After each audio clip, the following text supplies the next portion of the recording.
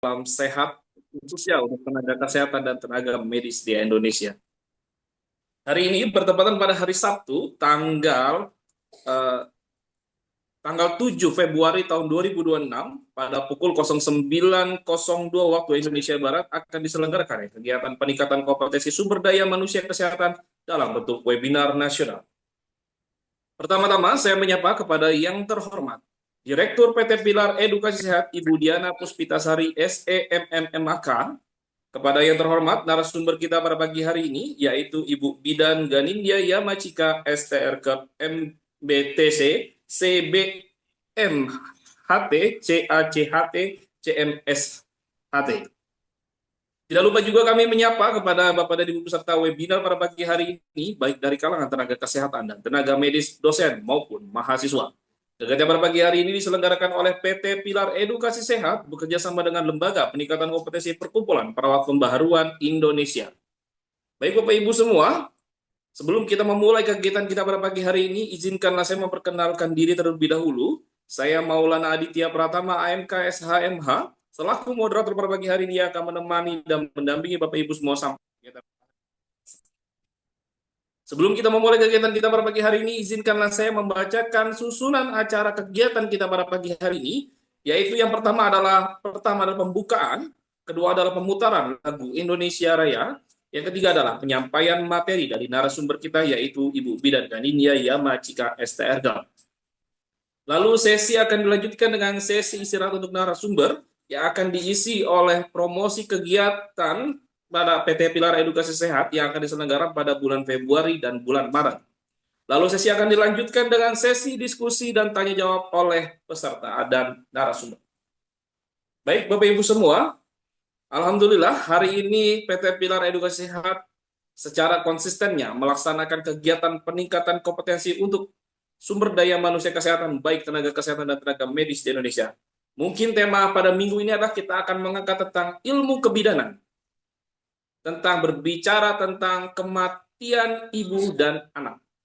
Hari ini merupakan hari yang spesial, karena lagi-lagi kita menyelenggarakan kegiatan peningkatan kompetensi untuk profesi bidan secara khususnya, dan secara umumnya untuk tenaga kesehatan dan tenaga medis, dosen maupun mahasiswa.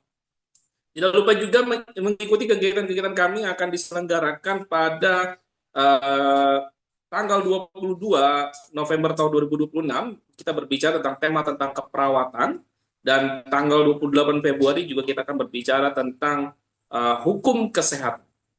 Baik Bapak Ibu semua, tanpa berlama-lama, marilah kita membuka kegiatan kita pada pagi hari ini dengan mengucapkan doa agar apa yang kita kerjakan dan apa yang kita lakukan pada pagi hari ini menjadikan suatu perbuatan yang bermanfaat dan menjadikan ilmu yang bermanfaat baik untuk diri kita sendiri dan maupun masyarakat di Indonesia. Baik Bapak Ibu semua, marilah kita membuka kegiatan kita pada pagi hari ini dengan mengucapkan basmalah. Bismillahirrahmanirrahim. Baik, kita akan masuk pada kegiatan kedua, yaitu adalah pemutaran lagu Indonesia Raya. Kami himbau kepada Bapak dan Ibu semua untuk meng-on-kan kamera atau menyalakan kameranya dan meng-off-kan mikrofon Anda untuk menghormati lagu kebangsaan Indonesia Raya. Kepada tim yang bertugas, waktu dan ruang saya persilahkan.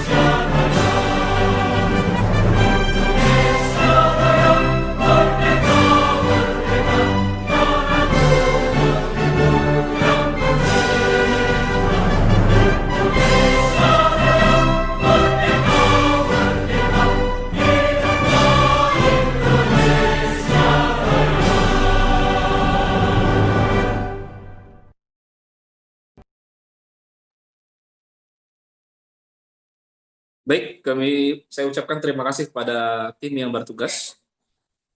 Baik, Bapak Ibu semua, kita akan masuk pada kegiatan selanjutnya, yaitu adalah penyampaian materi oleh narasumber kita, yaitu dari Ibu Bidan Ganinia Yamachika STRK, MBTC CBMHT, CACHT, CMSHT. Alhamdulillah, hari ini PT Pilar Edukasi Sehat mengangkat tema dengan peran dan kolaborasi bidan dalam upaya penurunan angka kematian ibu dan anak. Alhamdulillah hari ini dari tadi pagi saya mendapatkan banyak masukan dan DM dan WhatsApp yang masuk ke dalam admin Pilar Edukasi Sehat. Banyak kami juga mengucapkan terima kasih juga kepada rekan-rekan yang telah memberikan atensi kepada kami atas masukan-masukan yang akan kita selenggarakan kegiatan-kegiatan selanjutnya. Baik, untuk selanjutnya tanpa berlama-lama kita akan masuk pada kegiatan penyampaian materi oleh narasumber kita yaitu dari Ibu Bidan Ganidia Yamachika. Selamat pagi, Assalamualaikum Ibu Bidan Ganidia. Selamat pagi, Waalaikumsalam warahmatullahi Bapak Maulana. Boleh saya dipanggil Cika? Oh, siap, siap Ibu. Salam kenal Ibu. Iya, salam kenal juga. Selamat, Nggak apa-apa. Baru selamat pertama pagi ketemu Ibu. kita ya. Baik Ibu. Ya, Selamat pagi, baik. salam hormat, Selamat salam pagi. sehat Ibu.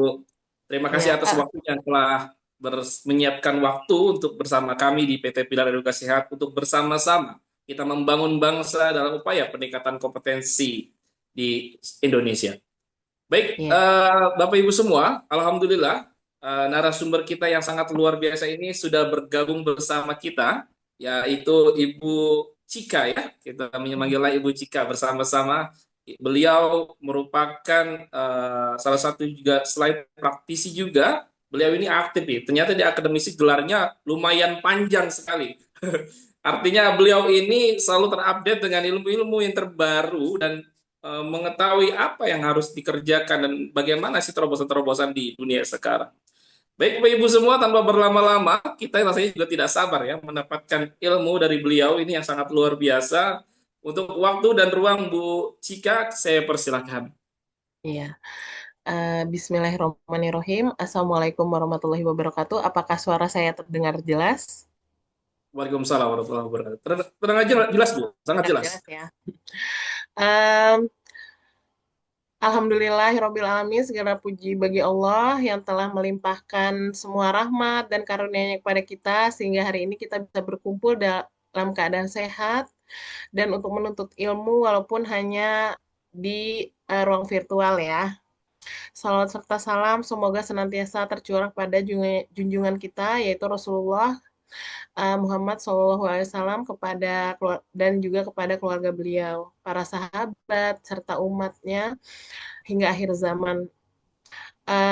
Lalu yang saya hormati ya Ibu Direktur Pilar Edukasi yaitu Ibu Diana Puspitasari, SEMM, MAK, dan Bapak Moderator kita yaitu Bapak Maulana Aditya, AMK, SHMH, beserta seluruh hadirin yang dirahmati Tuhan yang hadir di ruang virtual hari ini. Hadirin teman-teman aja ya saya bilangnya teman-teman yang dimuliakan oleh Tuhan. Mudah-mudahan amanah yang diberikan hari ini untuk memberikan ilmu ya kita sama-sama belajar ya, bukan hanya saya menjadi narasumber, tetapi dari banyak pertanyaan nanti mungkin diskusi kita gitu, mungkin saya bisa mengambil banyak pelajaran dari teman-teman ya. Saya sebagai bidan ya mungkin bisa berkolaborasi dengan teman-teman, mungkin di sini banyak ya seperti profesi-profesi yang lain ya, bukan hanya bidan, mungkin ada yang dokter, dosen, perawat, tenaga medis lainnya ya. Beberapa juga pernah saya bergabung dengan menjadi narasumber itu, Masya Allah ya, kader ikut juga webinar saya gitu ya. Mudah-mudahan kita diberikan amanah ini untuk memberikan yang terbaik ya untuk kesehatan ibu dan anak dan bisa mendampingi sejak dalam kehamilan, masa nifas, persalinan, maaf, kehamilan, persalinan, nifas, hingga perawatan bayi baru lahir, serta sampai nanti mungkin pasien-pasien kita atau anak-anak kita nanti, eh, anak-anak bangsa ini ya, menjadi anak-anak yang sehat dan cerdas. Banyak kasus kematian ibu dan bayi terjadi akibat keterlambatan. Keterlambatan ini keterlambatan mengenali tanda bahaya, terlambat mengambil keputusan, dan terlambat mendapatkan pertolongan. Dengan kolaborasi kita ya, yang baik, komunikatif dan terbuka, dan sistem rujukan yang jelas, insya Allah mata rantai keterlambat ini dapat kita putus bersama. Em, Kakak-kakak, teman-teman yang dirahmati Tuhan, kolaborasi ini juga berarti menyatukan niat kita bahwa setiap pelayanan yang kita berikan adalah bentuk ibadah kita, dan setiap upaya penyelamatan ibu dan bayi adalah amal jariah dan pahala yang terus mengalir ya. Mungkin kita cuma ngasih edukasi satu sekali gitu ya, tapi mungkin pasien kita bakal ngasih tahu itu ke keluarganya, ke tetangganya gitu. Masya Allah ya. Semoga semua ilmu yang kita berikan nanti gitu ya kepada klien kita, kepada pasien kita itu diberkahi oleh Tuhan ya, merupakan satu langkah ikhtiar ya yang memudahkan pekerjaan kita dan menjadikan kita bagian dari hamba-hamba Tuhan yang menjadi kehidupan yang baik gitu. Oke, ikan sepat ikan bagus, ikan sepat ikan gabus makin cepat makin bagus ya. Ini saya izin share. Oke, em,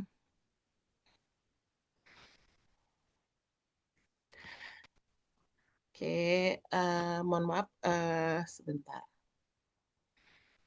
Nah, ini adalah yang tadi udah disampaikan oleh Bapak Maulana ya. Ini adalah judul materi kita hari ini, yaitu peran bidan dalam upaya penurunan angka kematian ibu dan anak. Ya, pematerinya saya sendiri, saya bisa dipanggil Cika ya.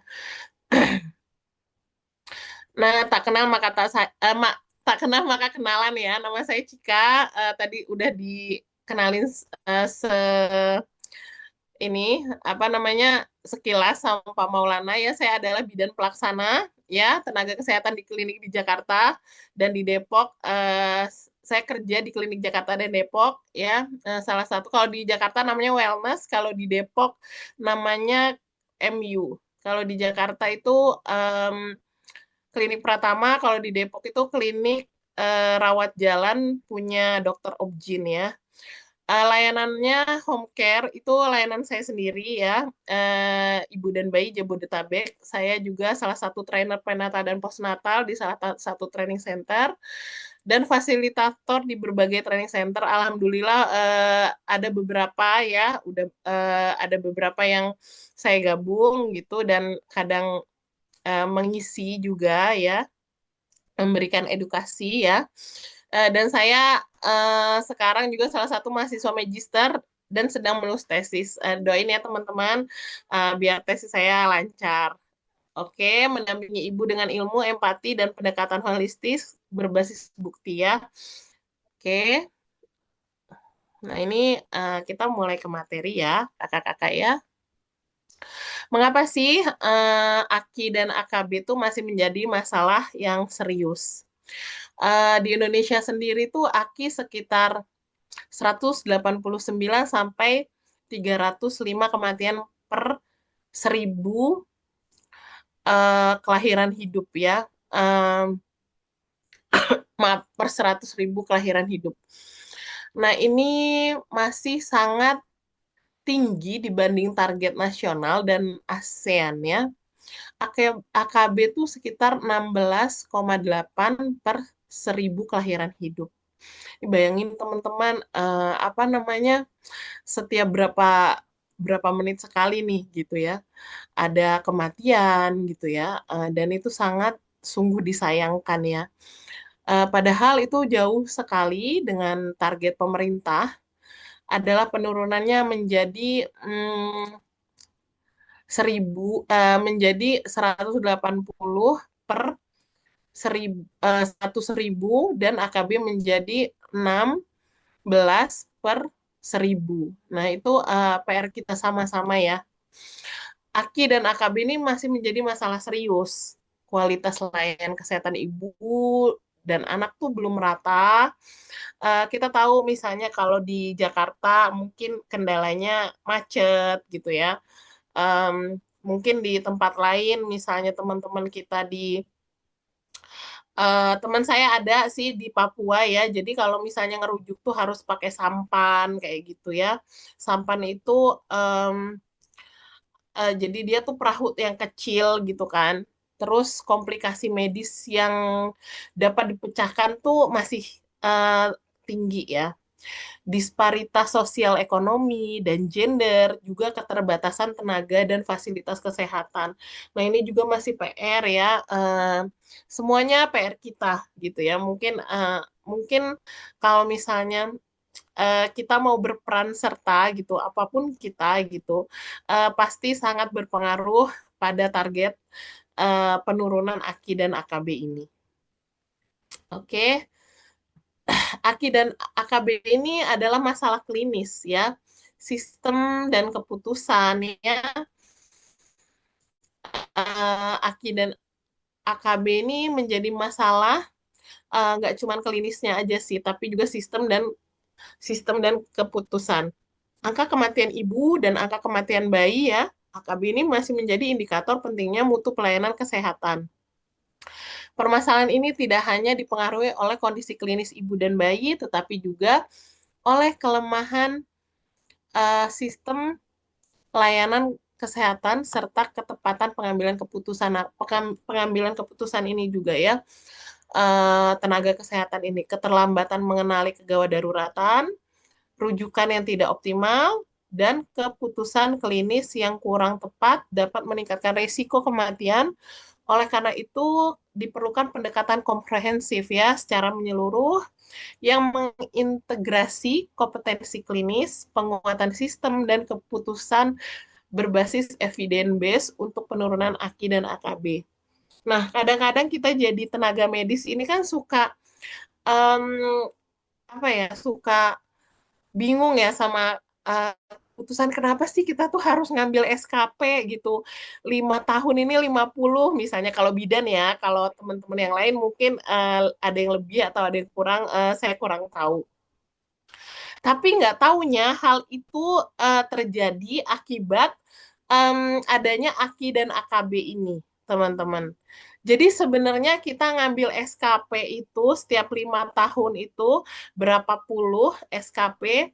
Hal itu tuh untuk apa sih? Untuk mengupdate ilmu kita gitu. Masya Allah ya, ini pilar edukasi ini membuat ya wadah gitu ya. Untuk apa? Untuk belajar. Nah, sebenarnya gini, kalau misalnya kita mau update ilmu terus gitu, itu tuh bukan eh, bukan cuman membuat keuntungan untuk pasien kita, tetapi untuk kita sendiri gitu loh. Hal itu tuh nanti tuh pasien bakal ih ke dokter itu aja ya, ke bidan itu aja ya, kayaknya kalau misalnya ke sana kita jadi pinter gitu loh, kita jadi kuliah gitu, kita jadi dikasih tahu dari A sampai Z gitu loh. Nah, dulu teman-teman mungkin tahu ya, kalau misalnya saya kasih contoh ya, analogi ya, kalau misalnya dulu itu em, seperti perawatan tali pusat itu kan pakai betadin, terus tuh pakai alkohol gitu kan. Tetapi dengan update ilmu, dengan berbagai penelitian-penelitian ilmiah gitu ya, oh ternyata hal itu tuh salah. Hal itu tuh malah membuat infeksi itu tuh justru bertambah parah gitu loh. Nah, coba kita bayangkan kalau misalnya kita nggak update ilmu kita, mungkin kita akan pakai ilmu itu terus sama pasien kita dan membuat AKI dan AKB ini bertambah gitu teman-teman ya.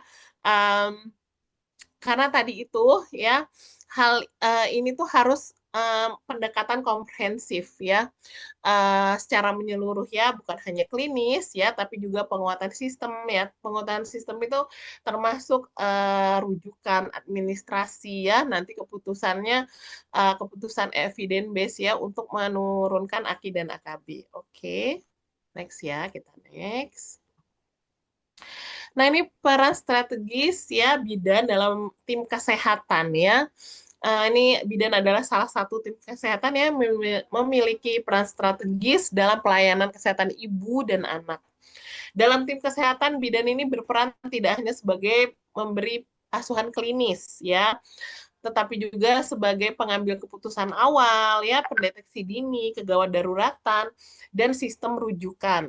Kolaborasi bidan dengan tenaga kesehatan lain sangat menentukan mutu pelayanan, keselamatan ibu dan bayi, serta keberhasilan upaya penurunan AKI dan AKB. Ya, sebenarnya gini, kita sebagai tenaga medis itu sebenarnya semua berperan serta gitu ya.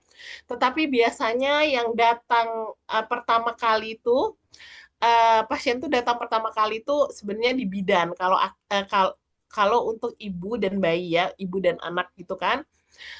Jadinya sebenarnya bidan ini juga uh, apa ya panjang tangan dari si nakes-nakes ini atau namet-namet ini gitu. Misalnya pasien-pasien itu ada yang harus dilakukan rujukan gitu ya. Misalnya harus melakukan upaya-upaya yang sebenarnya itu bukan fisiologis gitu. Nah, bidan ini kan bisa mengedukasi dulu gitu. Terus memberikan bayangan sama pasien. Oh, sepertinya gini, misalnya pasiennya hipertensi gitu ya. Nah, bidannya kalau misalnya bidannya eh, cepat geraknya gitu, wah ini harusnya ke dokter spesialis Bu gitu. Dia udah mawas diri bahwa hal itu tuh harus melakukan kolaborasi gitu ya dengan tenaga kesehatan lainnya gitu. Bukan mentang-mentang pintar, enggak mentang-mentang pintar terus semuanya diambil, enggak. Semuanya diambil, semuanya dilayanin, enggak gitu juga gitu. Tapi dia mawas diri bahwa hal itu tuh bukan ranah dia, bukan kompetensi dia gitu. Oke. Tujuan dan alur materi ini ya, kakak-kakak, yaitu meningkatkan pemahaman peran bidan dalam penurunan AKI dan AKB ya melalui asuhan kebidanan berkesinambungan, deteksi dini, resiko serta pengambilan keputusan klinis dan rujukan yang tepat waktu, sebagaimana dibuktikan efektif dalam berbagai penelitian pelayanan maternal dan neonatal. Lalu alur materinya yaitu dimulai dari peran bidan dalam pelayanan kehamilan, persalinan, nifas, neonatal, deteksi dini, komplikasi, kegawat daruratan, ya tidak lepas dari komunikasi dan kolaborasi tim kesehatan, juga sistem rujukan yang efektif dengan praktik berbasis bukti sebagai kunci penurunan AKI dan AKB ya. Mungkin sentralnya itu bidan ya, tapi kita sebagai tenaga medis dan kakak-kakak mungkin ada yang tenaga eh, kita sebagai tenaga kesehatan ya, dan mungkin kakak-kakak ada yang tenaga medis ya di sini. Itu tuh semuanya berperan besar sih. Kalau misalnya kakak-kakak ada yang misalnya farmasi ya, eh, ada ibu gitu yang membeli obat tapi ibunya itu hamil gitu kan. Kelihatan nih hamilnya gede gitu ya. Oh, si em, kakak yang farmasi ini tahu gitu ya kalau ibu ini kok beli obat yang bukan buat ibu hamil gitu. Nah, itu kan juga bisa mencegah sebenarnya gitu. Jadi semuanya itu bisa berperan ya, sangat berperan penting gitu ya. Eh, Itulah gunanya kita tuh setiap kalau bisa tuh eh, setiap hari tuh mengupdate ilmu gitu ya. Mungkin kita bisa baca jurnal. Salah satunya juga bisa ikut webinar ya yang salah satunya diadakan oleh Pilar ya, Pilar Edukasi. Bisa juga kita mengikuti workshop gitu ya. Hal itu tuh untuk apa sih? Untuk mengisi ilmu kita agar kita itu benar-benar menjadi tenaga medis ya dan juga tenaga kesehatan yang berkompeten ya. Agar apa? Agar penurunan AKI dan AKB ini ya bisa signifikan gitu. Oke, landasan klinis ya. Clinical reality check ya, ini penyebab utama nih. Kenapa sih kematian ibu ya atau clinical respektif ya sebagai sebagian besar kematian ibu ini disebabkan oleh kondisi klinis yang sebenarnya dapat dicegah dan ditangani bila dikenali dan ditindaklanjuti secara tepat. Berdasarkan berbagai penelitian dan laporan WHO, penyebab utama kematian ibu meliputi perdarahan postpartum, hipertensi ya dalam kehamilan, ya preeklamsia atau eklamsia yang tadi saya udah singgung ya. Infeksi ya juga komplikasi persalinan serta kondisi komorbid ya atau penyakit ya penyerta ya seperti anemia, penyakit kronis lainnya. Kematian sering terjadi bukan semata karena penyakitnya, ya, tetapi karena keterlambatan deteksi dini, ya, keterlambatan pengambilan keputusan dan keterlambatan rujukan. Disinilah peran klinis bidan menjadi krusial, ya, sebagai penentu keselamatan ibu.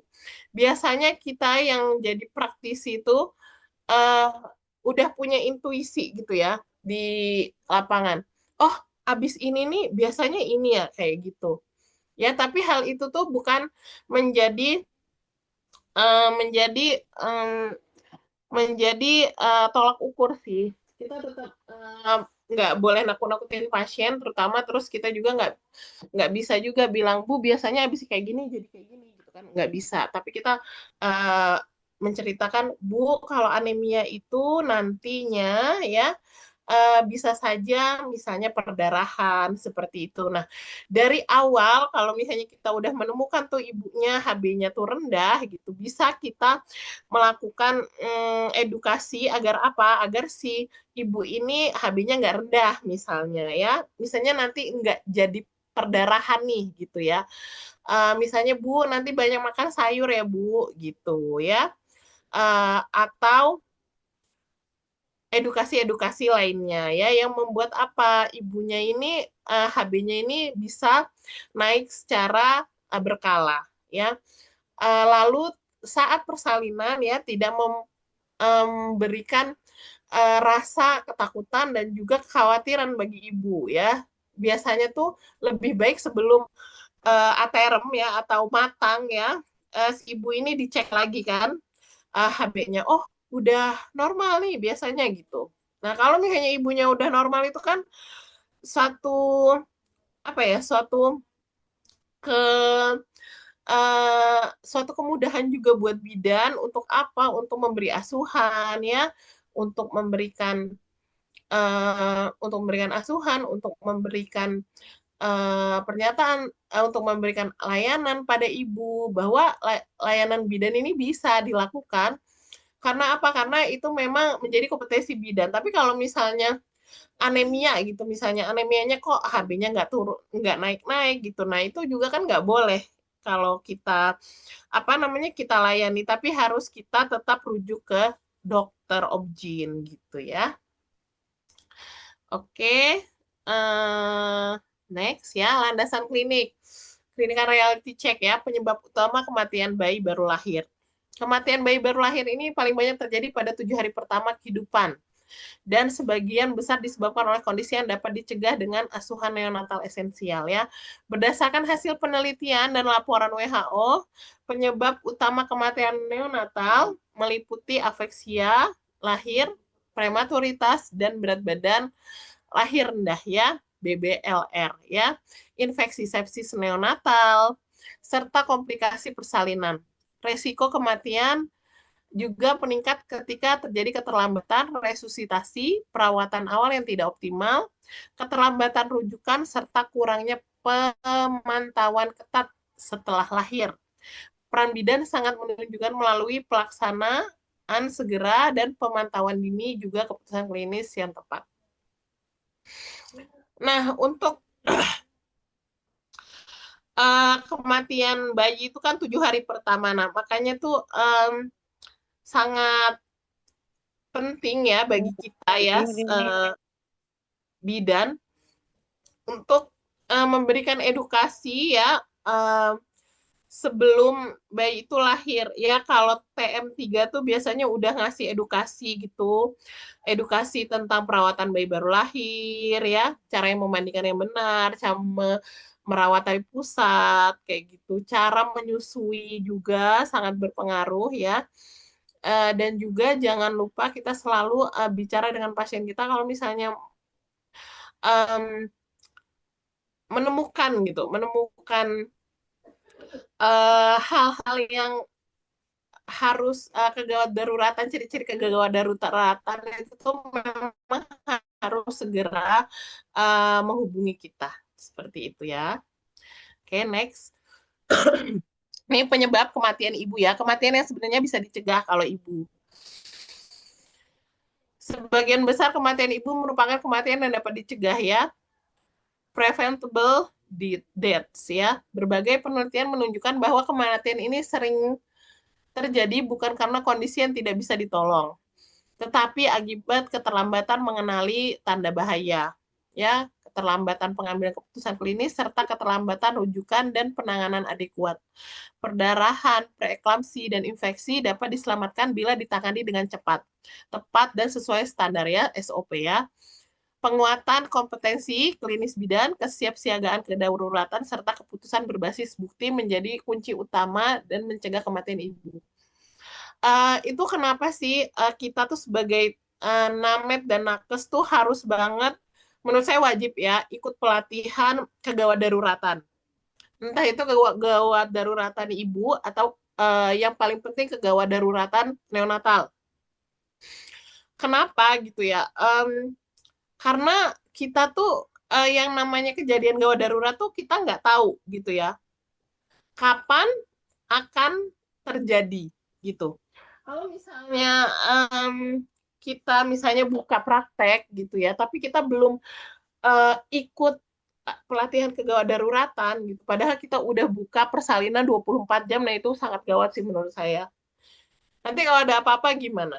Ya, sedangkan kalau misalnya buka praktek itu kita harus ada abubek ya untuk kegawat daruratan. Ya, abubek ibu, abubek dewasa dan abubek untuk bayi ya. Terus kita juga harus menyediakan set-set seperti set HPP, set preeklamsi dan eklamsi, juga obat-obatan anafilaktik shock lainnya. Memang kita nggak ada yang mau gitu ya. Pasien kita itu mempunyai masalah yang serius gitu ya, tetapi kesiapan kita menjadi tenaga medis ya, tenaga medis dan tenaga kesehatannya itu adalah suatu yang sangat penting ya. Untuk apa? Untuk menjaga tadi uh, mencegah penurunan dan AKB. Oke, penyebab utama kematian ibu dan yang sebenarnya bisa dicegah. Sama kayak tadi ya, sebenarnya kalau ibu tuh yang dapat dicegah itu perdarahan postpartum ya, preeklamsia, eklamsia. Sebenarnya yang masih PR itu kan ini, anemia juga tuh masih PR ya. Sama infeksi termasuk ke dalam kategori kematian yang sebenarnya dapat dicegah. Bukti penelitian menunjukkan bahwa kematian ini dapat dihindari melalui deteksi dini, faktor resiko ya, pemantauan ketat, tata laksana awal dan sesuai standar ya, serta rujukan yang tepat dan cepat dan tepat. Kegagalan dalam proses ini sering dikaitkan dengan keterlambatan keputusan klinis ya atau lemahnya sistem pelayanan ya. Misalnya saya bilang tadi yang mungkin kalau di kota-kota besar macet gitu ya. Kalau misalnya di daerah yang aksesnya susah ya di kepulauan itu seperti teman saya itu mungkin harus naik sampan dulu 4 jam gitu sedangkan pasiennya udah lemes gitu kan. Ya, oleh karena itu peran bidan sangat krusial dalam memastikan respon klinis yang cepat dan menyelamatkan nyawa ibu. Bidan sebagai first line of defense ya. Bidan merupakan garda terdepan ya, first line of defense dalam menjaga keselamatan ibu dan bayi. Sebagai tenaga kesehatan yang awal dan paling sering berinteraksi dengan ibu, bidan berperan penting dalam deteksi dini resiko ya. Sebenarnya kalau di bidan itu ada namanya penapisan. Nah, penapisan tuh apa sih? Penapisan itu yang resiko-resiko itu biasanya kita em, kita kolaborasi gitu ya dengan dokter. Entah itu kita konsul dulu ya, tapi kalau misalnya masih aman kata dokternya ya, biasanya kan kalau di tempat praktek bidan itu kan sebulan sekali ada dokter obgyn ya untuk USG ya, atau kalau pasiennya banyak banget bisa seminggu sekali sampai 2 minggu sekali itu USG ya.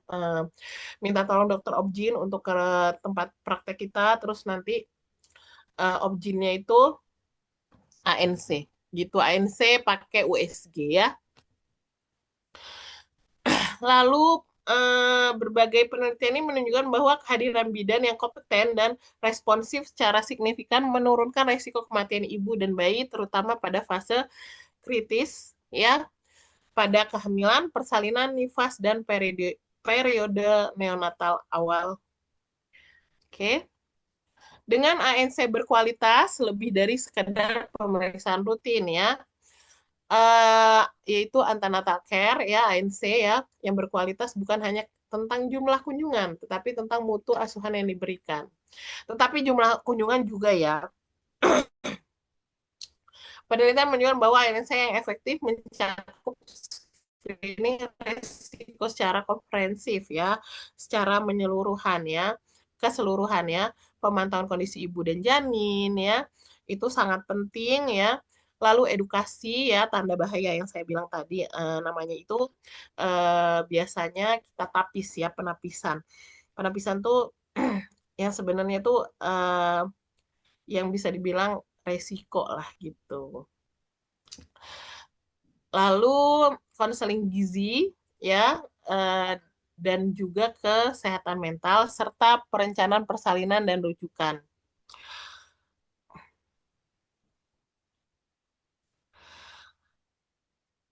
Melalui ANSAI berkualitas, bidan berperan penting dalam mencegah komplikasi sejak dini sehingga mampu menurunkan resiko kematian ibu dan bayi dalam sebelum kegawat daruratan terjadi. Ya.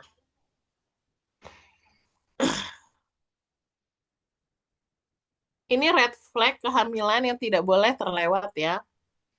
Tanda bahaya kehamilan ya atau red flag-nya ya itu adalah kondisi klinis yang menandakan resiko serius ya. Resiko seriusnya itu ibu dan janin serta ibu dan janin membutuhkan penilaian dan tindakan segera. Berdasarkan bukti penelitian, red flag utama meliputi perdarahan, ya, tekanan darah tinggi, nyeri kepala hebat, gangguan penglihatan, edema wajah, tangan, nyeri perut hebat, penurunan gerak janin, demam, dan kejang. Kegagalan mengenali tanda ini sejak awal sering berujung pada keterlambatan penanganan dan meningkatnya risiko kematian. Peran bidan sangat krusial dalam deteksi dini, edukasi ibu, dan keputusan rujukan. Tepat waktu, bidan dapat melakukan penapisan dengan baik ya, agar menempatkan pasien dengan aman dan bertindak sesuai kompetensi. Kan ada yang bilang gini, kita tuh jadi tenaga medis harus ngambil resiko. Iya, ngambil resikonya boleh, tapi ingat sesuai SOP dan juga sesuai kompetensi kita. Jangan kita mengambil resiko, tetapi itu tuh bisa mengancam nyawa pasien ya. Sebenarnya sekarang kan kita tuh udah banyak banget gadget ya, atau teknologi ya, aplikasi yang bagus. Bisa juga ibunya pakai aplikasi atau kalau ada apa-apa tuh langsung telepon bidannya, langsung WA bidannya ya. Bukan kayak zaman dulu lagi gitu ya yang harus kunjungan gitu ya. Kalau kunjungan baru ketahuan gitu kan. Enggak gitu ya. Nah, sebenarnya standar di Indonesia ini minimal kan 6 kali kunjungan ya, yaitu TM1 tuh 2 kali K1 dan K2 ya, TM2 1 kali, K3 sama TM3 tuh 3 kali, K4, K5, K6. Tapi catatan pentingnya itu kunjungan harus berkualitas ya, bukan hanya datang. Mencakup pemeriksaan ibu dan janin, screening risiko, edukasi, dan perencanaan persalinan. Ya, kalau standar WHO tuh merujuk pada 8 kali kontak ANC atau 8 kali pertemuan tatap muka ya. Sekarang kan banyak banget aplikasi ya, tapi bukan berarti aplikasi itu menggantikan ya tatap muka ya atau pertemuan dengan bidan. Karena nggak bisa apa ya, kita kalau ngelihat pasien, pasien ngerasa kakinya nggak bengkak ah bu biasa aja, kaki saya emang kayak gini bu gitu, tapi nggak taunya pas kita periksa itu tuh bengkak kakinya, ya kan?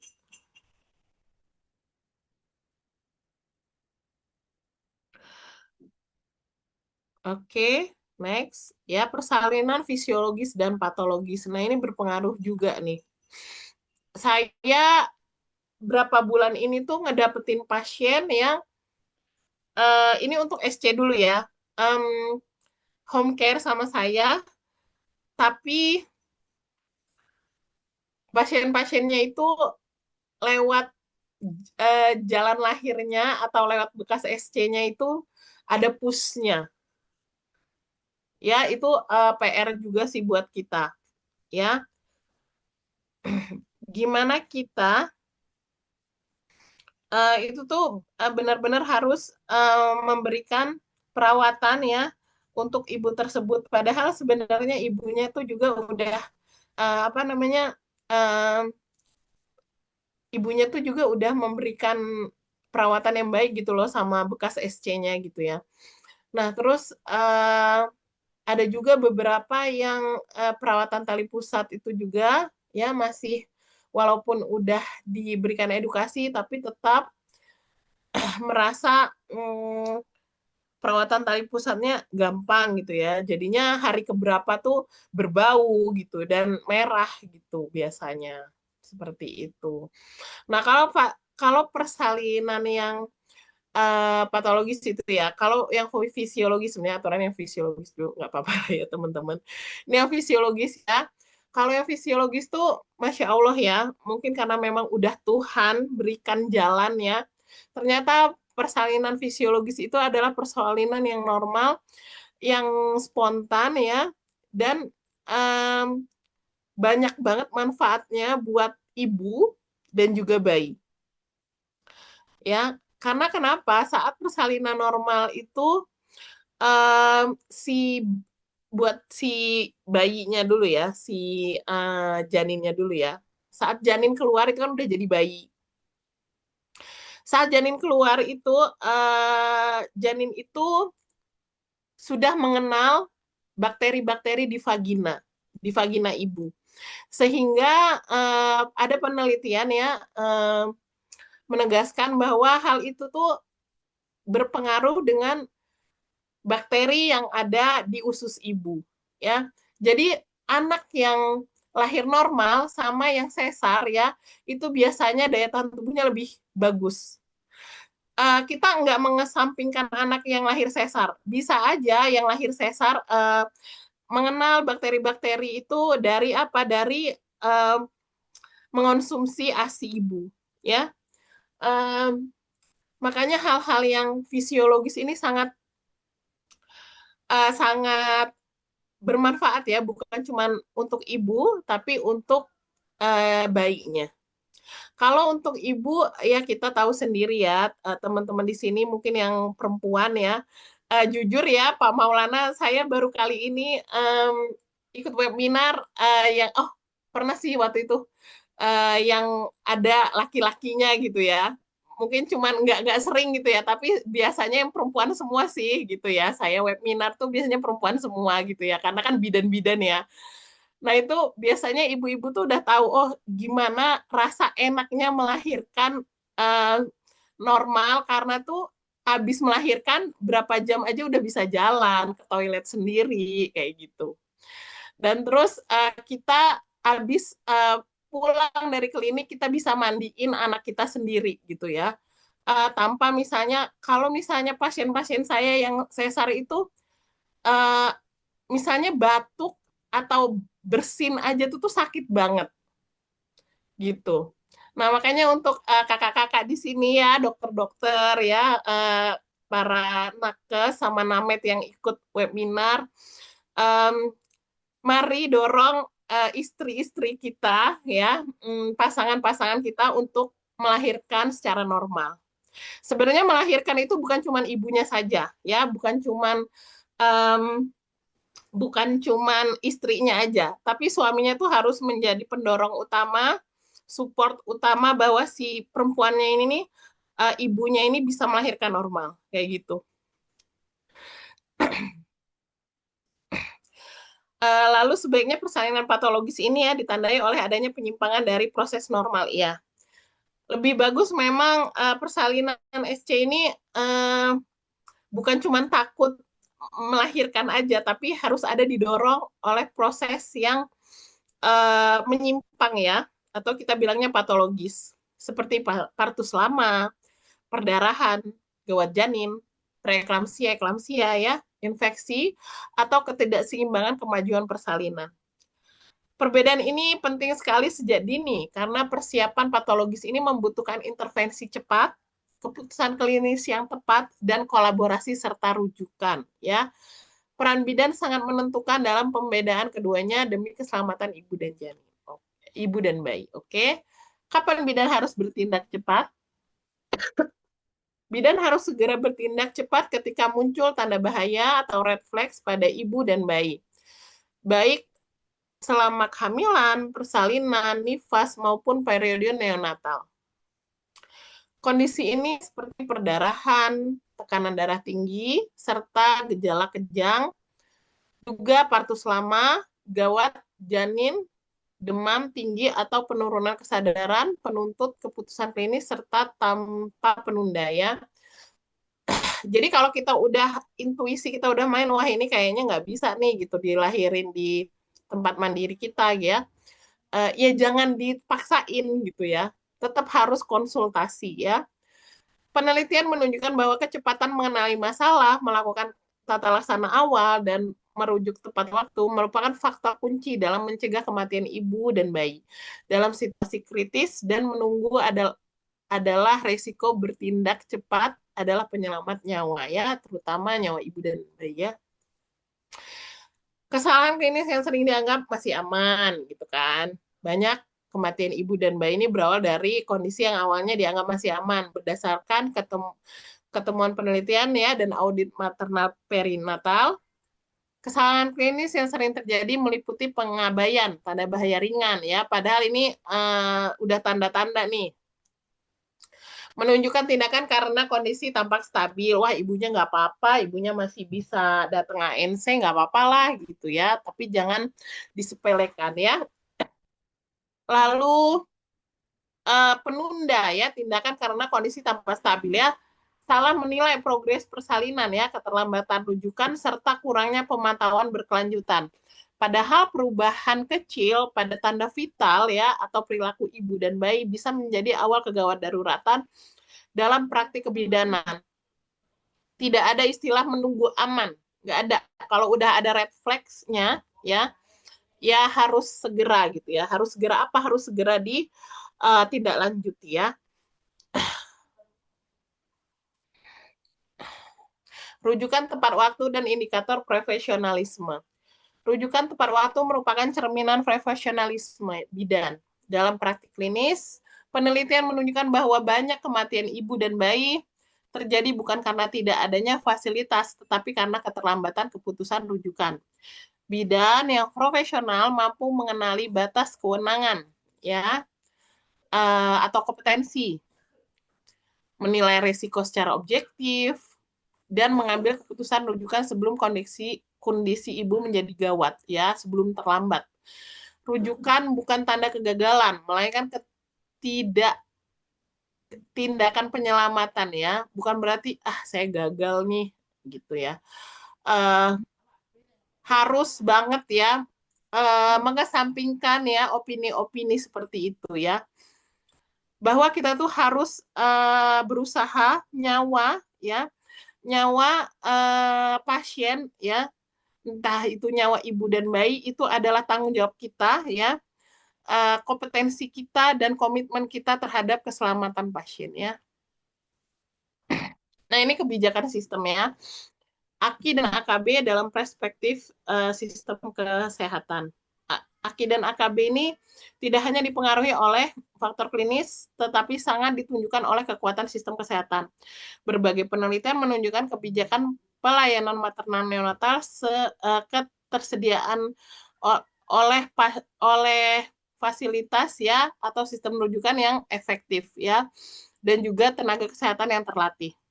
Akses fasilitas, pembiayaan, serta kesinambungan layanan berperan besar dalam menurunkan AKI dan AKB. Ketika sistem lemah, keputusan klinis ini benar pun bisa terlambat ya. Biasanya kan gini ya, kita udah ngerujuk, tapi Bu, adminnya Bu, gitu kan. Bu, ini BPJS-nya nonaktif gitu kan. Ya, Bu ini nggak bisa Bu ini Bu nggak menerima BPJS. Jadi kan kita kan gimana gitu kan. Oleh karena itu penguatan kebijakan dan sistem kesehatan menjadi fondasi penting ya untuk menjamin keselamatan ibu dan bayi. Nah, bisa juga kita sebagai bidan praktik swasta itu istilahnya rekanan lah sama rumah sakit ya, punya rekanan rumah sakit. Kalau misalnya kita nggak bisa menangani pasien, uh, mau ditampung lah istilahnya kayak gitu sama rumah sakit tersebut ya. Jadi kita nggak pusing-pusing nanti gitu. Um, karena kenapa gitu ya, rekanan ya. Kalau saya ngomongnya silaturahmi kita sama rumah sakit di dekat kita gitu ya, itu tuh memang sangat membuat kita tuh ngerasa nyaman juga gitu melayani pasien gitu kan. Saya yakin kakak-kakak di sini ya, nggak ada yang mau pasiennya nggak selamat. Pasti maunya punya pasien tuh selamat semua, ya kan?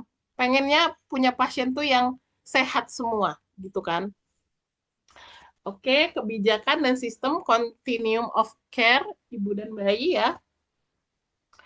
Continuum of care ibu dan bayi adalah pendekatan pelayanan kesehatan yang berkesinambungan ya, terintegrasi dimulai dari remaja putri, kehamilan, persalinan, nifas, bayi baru lahir, hingga mampu menurunkan resiko kematian ibu dan bayi secara signifikan dibanding pelayanan yang terputus. Peran bidan ini sangat sentral dalam memastikan setiap fase pelayanan saling berhubungan ya, melalui pemantauan rutin, edukasi, pencatatan, dan rujukan tepat waktu, juga kolaborasi lintas layanan.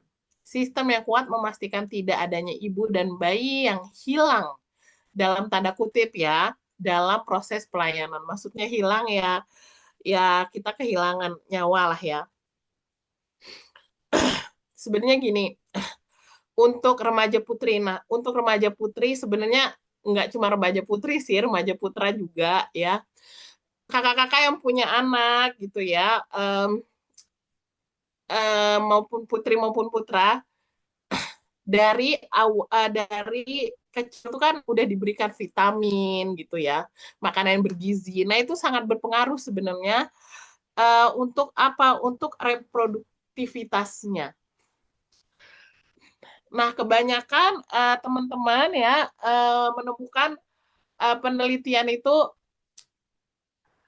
ibu yang anemia itu ternyata tuh nggak suka sayur misalnya kayak gitu ya. Oh, ternyata dari awal tuh emang dia nggak suka sayur gitu. Oh, padahal sayur itu tuh penting gitu ya, bisa menaikkan HB gitu seperti itu ya. Ternyata itu tuh berkesinambungan ya, eh, berpengaruh pada kehamilan, persalinan, serta nifas juga bayi baru lahir. Oke. Kebijakan dan sistem ya atau 3 delay model ini ya, tiga terlambat ini ya. Hal ini menjelaskan bahwa kematian ibu dan bayi sering terjadi akibat tiga keterlambatan utama ya. Terlambat mengenali masalah dan mengambil keputusan di tingkat keluarga, terlambat mencapai fasilitas kesehatan karena akses transportasi, terlambat mendapat pelayanan yang adekuat di fasilitas kesehatan. Pernah saya ya dinas di suatu daerah, saya nggak mau nyebutin namanya. Jadi kalau misalnya pasiennya ini SC, keluarga itu tuh harus diskusi dulu. Diskusinya ini sangat lambat ya. Misalnya gini, diskusi keluarga suaminya udah oke, diskusi keluarga istrinya udah oke gitu ya. Ada juga yang keluarga istrinya tuh nggak mau, pengennya melahirkan normal gitu ya, padahal harusnya sesar gitu ya. Ada juga yang ini harus sesar, Bu, harus sekarang. Di daerah itu ada juga kepercayaan yang harus ngomong dulu sama orang pinter. Jadi orang pinternya ada 8, jadi harus datengin satu-satu orang pinter. Itu Masya Allah banget lah pokoknya. Kita yang jadi bidan tuh ketar-ketir, maksudnya ketar-ketir, aduh gimana nih pasiennya gitu kan. Aturan tuh udah di rumah sakit, udah dibawa, udah kita serahin gitu ya sama sejawat kita di rumah sakit. Ini mah enggak, belum Bu, belum boleh Bu. Ini kata Bapak ini tuh boleh, enggak boleh Bu. Kalau Bapak ini boleh Bu. Jadi itu tuh em, apa ya, sangat sangat ribet lah pokoknya. Dan itu tuh ngebuat saya apa ya, ngebuat saya sedih aja loh. Maksud saya gini loh, ibu tuh aturan secepatnya bisa diselamatin, ini nih nunggu hal tuh yang nggak penting gitu loh. Nah itu tuh mungkin kita juga sebagai bidan atau nakes dan namet bisa menjalin hubungan juga sama misalnya uh, lurah ya, maksudnya perangkat desa itulah ya, atau pemangku adat di daerah situ, biar apa? Biar kesehatan ibu dan bayi ini benar-benar um, jadi prioritas utama gitu ya. Terus keterlambatan mencapai fasilitas kesehatan karena akses dan transportasi ini udah saya singgung tadi ya. Mungkin kalau di Jabodetabek atau di kota-kota besar itu tuh usaha kita tuh sampai gitu ya ke tempat rujukan itu yaitu macet gitu ya. Kalau di tempat-tempat lain tuh harus pakai sampan, harus gotong pasiennya, harus pakai pakai apa ya, pakai bambu ya, digotong pasiennya rame-rame gitu ya.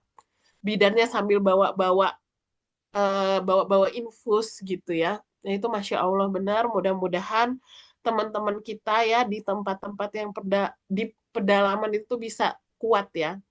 Sehingga apa? Sehingga yang namanya AKI sama AKB ini memang bisa diturunkan gitu ya. Terus terlambat mendapatkan pelayanan yang adekuat di fasilitas kesehatan. Nah ini biasanya kan uh, kadang kan ya ini udah lahir gitu kan. Karena saking banyaknya pasien, observasi perdarahannya nggak terlalu ini kan, nggak terlalu apa namanya, nggak terlalu diperhatikan. Akhirnya pendarahan postpartum gitu kan, biasanya seperti itu ya. Mudah-mudahan di sini kita jauh-jauh deh gitu ya dari mengabaikan pasien seperti itu ya. Tapi kakak-kakak pasti tahu ya, pasiennya 20, namet nakesnya cuma 2, cuma 1, cuma 3 gitu ya. Ya, mudah-mudahan sistem gitu ya sama sistem pemerintahan kita gitu ya dan juga sistem dari institusi-institusi kita itu tuh bisa segera diperbaiki ya karena itu memang PR kita bersama ya. Dan juga berbagai penelitian menunjukkan bahwa ketiga keterlambatan ini nih saling berkaitan ya dan mencerminkan kelemahan sistem kesehatan. Peran bidan tuh sangat strategis dalam memutuskan rantai keterlambatan melalui edukasi, deteksi dini, kesiapsiagaan rujukan, dan koordinasi layanan sehingga dapat menunjukkan AKI dan AKB secara signifikan. Oke, kebijakan dan sistem peran bidan dalam kebijakan nasional ya tentang kesehatan ibu dan anak.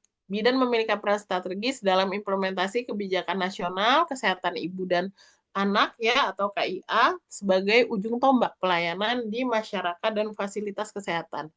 Berbagai penelitian menunjukkan bahwa keberhasilan kesehatan ibu dan anak ya itu sangat ditentukan ya oleh kompetensi bidan dalam memberikan asuhan berkesinambungan, deteksi dini, resiko, pencatatan dan pelaporan. edukasi keluarga, serta pelaksanaan rujukan sesuai standar. Melalui peran ini, bidan tidak hanya menjalankan kebijakan, tetapi juga memastikan kebijakan tersebut berdampak nyata dalam menurunkan AKI dan AKB. Kebijakan dan sistem ya, patient safety ya, atau tanggung jawab profesional ya.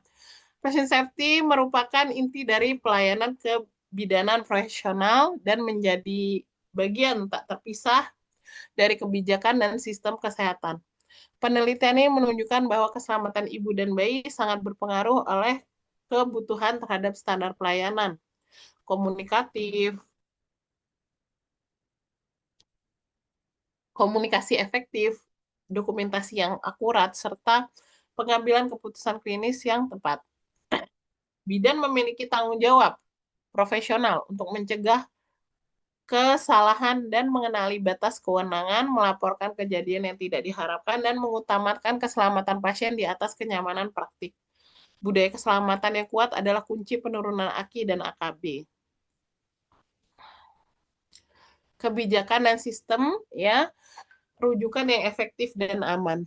Sistem rujukan yang efektif dan aman ini merupakan komponen kunci ya dalam kebijakan dan sistem kesehatan untuk menurunkan AKI dan AKB.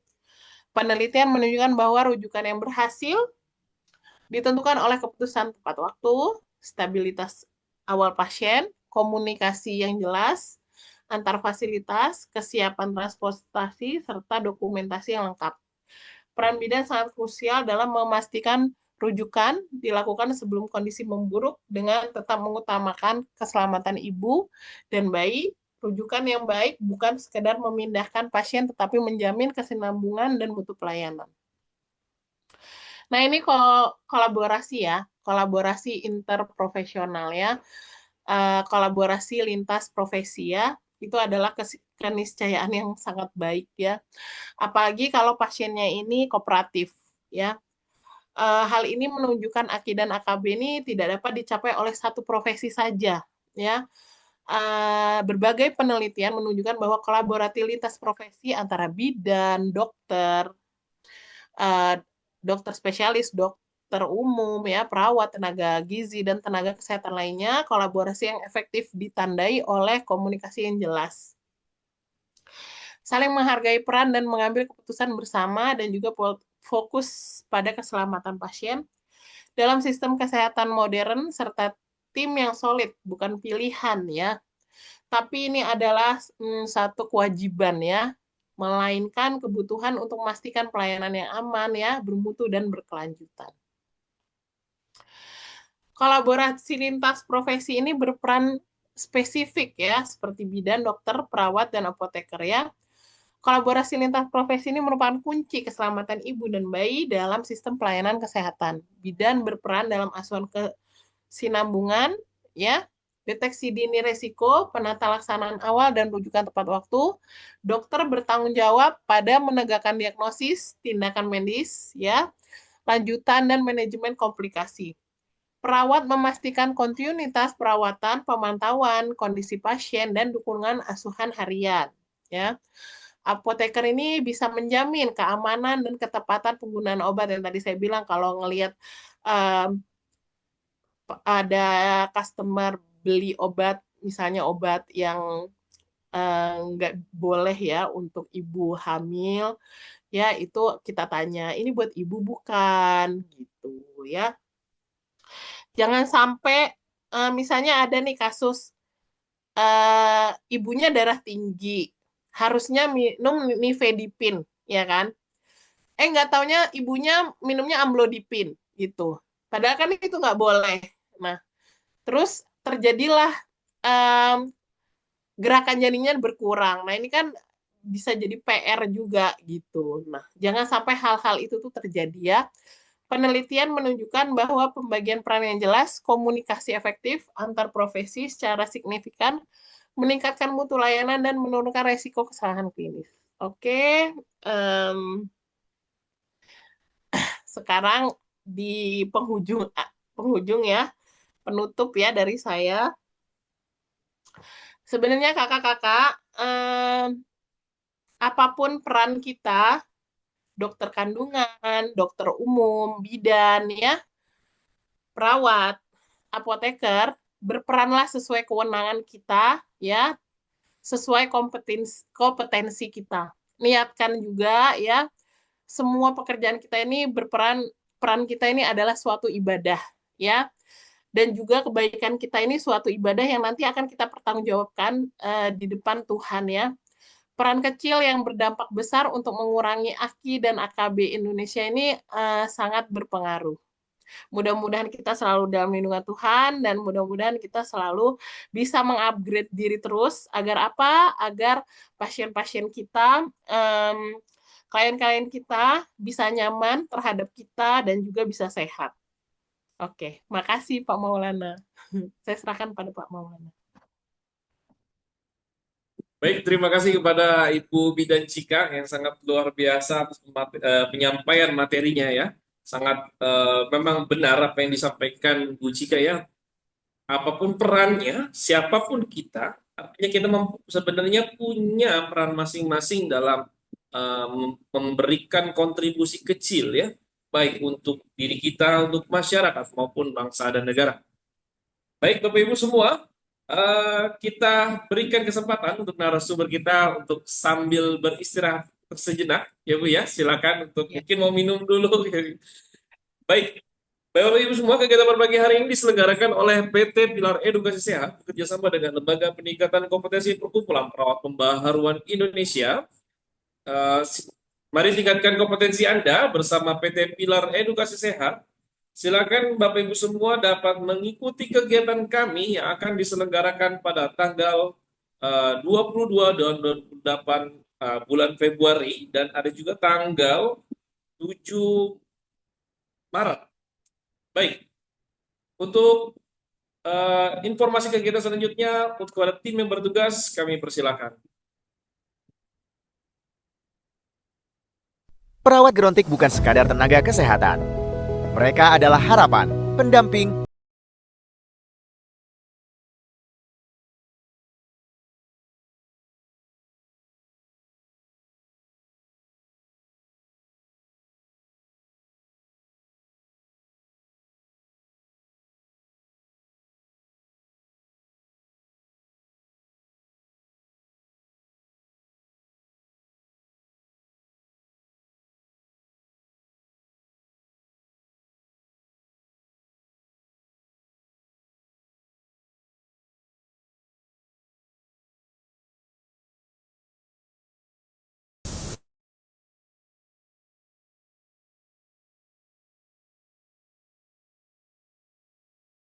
Sengketa medis, sebuah risiko nyata yang bisa mengancam siapa saja.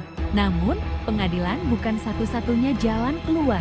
Hadirilah webinar nasional Strategi Penyelesaian Sengketa Medis Non-Litigasi pada 28 Februari tahun 2026. Kuasai strategi profesional untuk menyelesaikan konflik secara adil, cepat, dan bermartabat. Segera mendaftar, kuota sangat terbatas.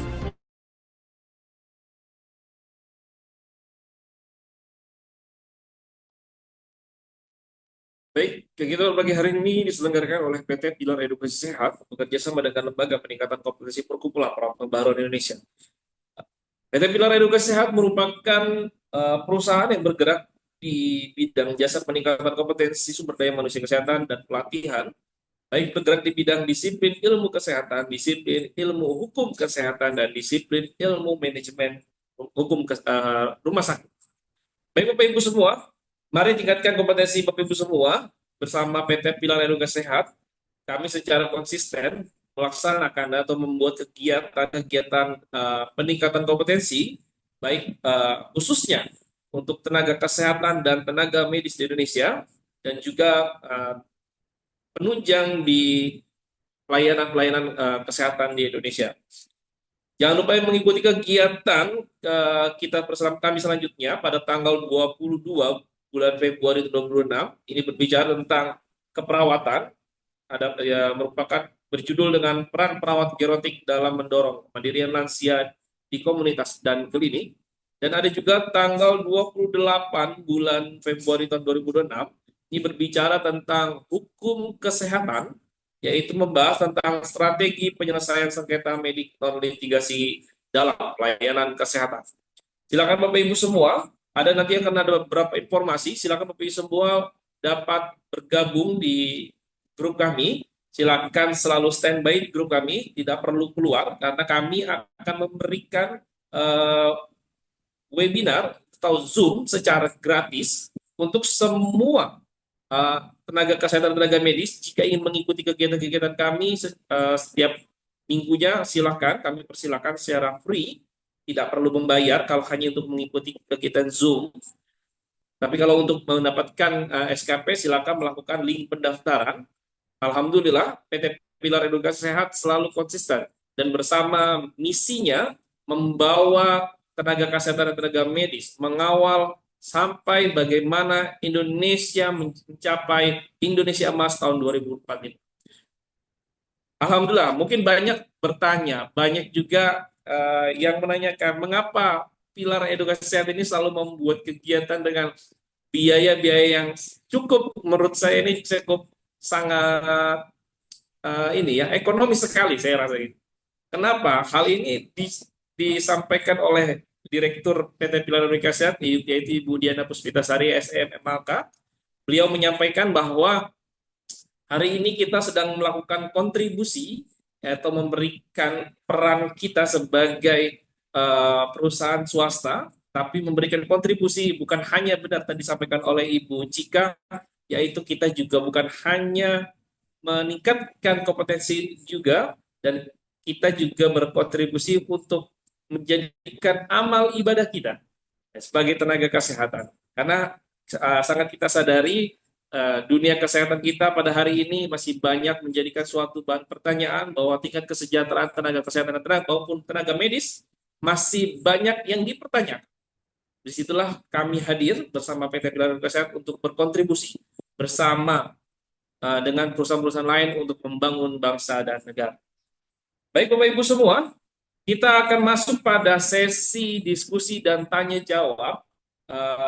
Kami persilakan kepada Bapak Ibu semua jika ingin bertanya kepada narasumber kita, silakan mengaktifkan tombol raise hand pada link Zoom Anda, atau dapat juga bertanya di kolom chat.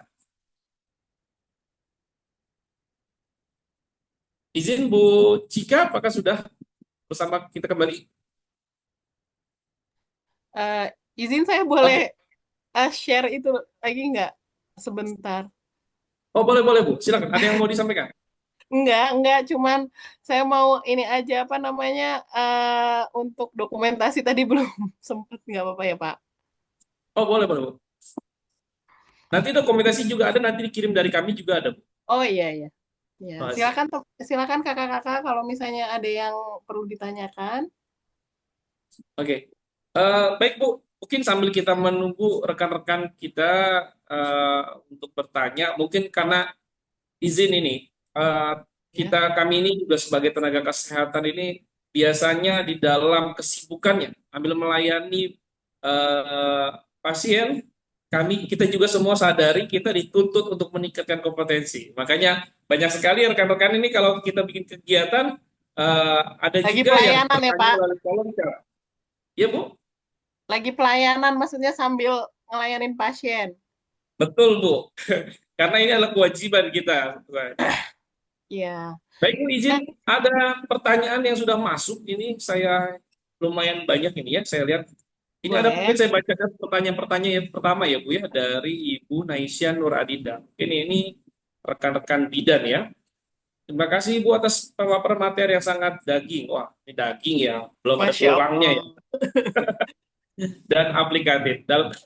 Pertanyaan adalah, dalam kasus ibu hamil dengan pre-eklamsi. Wah, ini menarik nih. Minggu-minggu kemarin kita selalu membahas eklamsi nih di Pilar Edukasi Sehat. Preeklamsi berat yang terlambat terdeteksi hingga berkembang menjadi keguatan maternal. Wah, ini menarik. Bagaimana peran bidan dalam mendeteksi dini dan penanganan awal? Ini pertanyaan pertama. Ini ada pertanyaan keduanya, yaitu bagaimana kolaborasi dengan dokter dan tenaga kesehatan lain berperan dalam mencegah kematian ibu dan bayi? Mungkin bisa dijawab dulu satu pertanyaan dari Ibu Naisya. Ya, Masya Allah. bagus banget ya pertanyaannya ya. Eh, Mungkin ini kalau misalnya kakak-kakak yang di poli ya, poli kebidanan itu udah ya makanan sehari-hari lah ya gitu. Mungkin sebulan tuh ada berapa kali kasusnya gitu kan.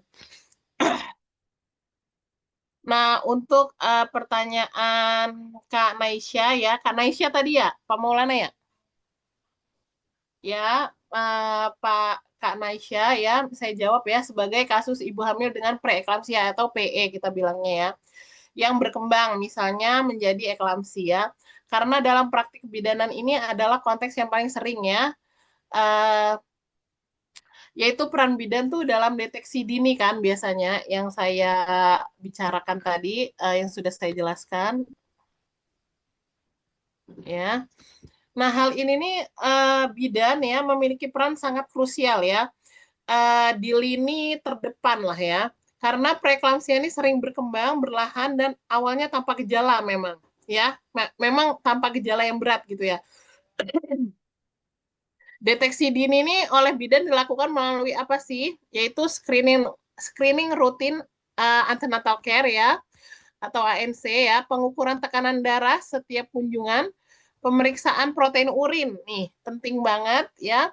Pemantauan kenaikan berat badan ya atau edema atau bengkak ya. Penilaian usia kehamilan dan faktor resiko.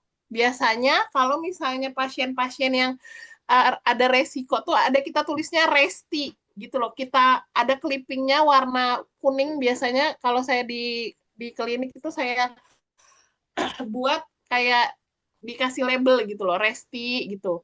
Gitu resti itu resiko tinggi misalnya. Kalau resti biasa kalau misalnya resiko tulisnya RS res aja. Kalau enggak pokoknya di dan terus ada note-nya di bawahnya. Misalnya restinya kenapa? Misalnya terdeteksi beberapa kali saat ANC itu tensinya tinggi.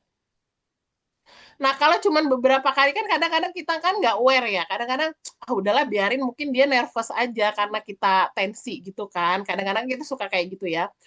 Terus identifikasi tanda bahaya preeklamsi ya. Bidan tuh harus waspada kalau apa? Kalau misalnya ibunya suka sakit kepala hebat. Terus tidak hilang ya atau menetap, pandangan tuh kabur gitu ya. Bu, kok saya suka kelingan ya, Bu ya gitu ya. Tapi keliangannya tuh mungkin itu normal ya Bu ya, karena kan abis bangun tidur. Nah itu kita udah curiga tuh ya kan. Terus nyeri ulu hati dan bengkak pada wajah.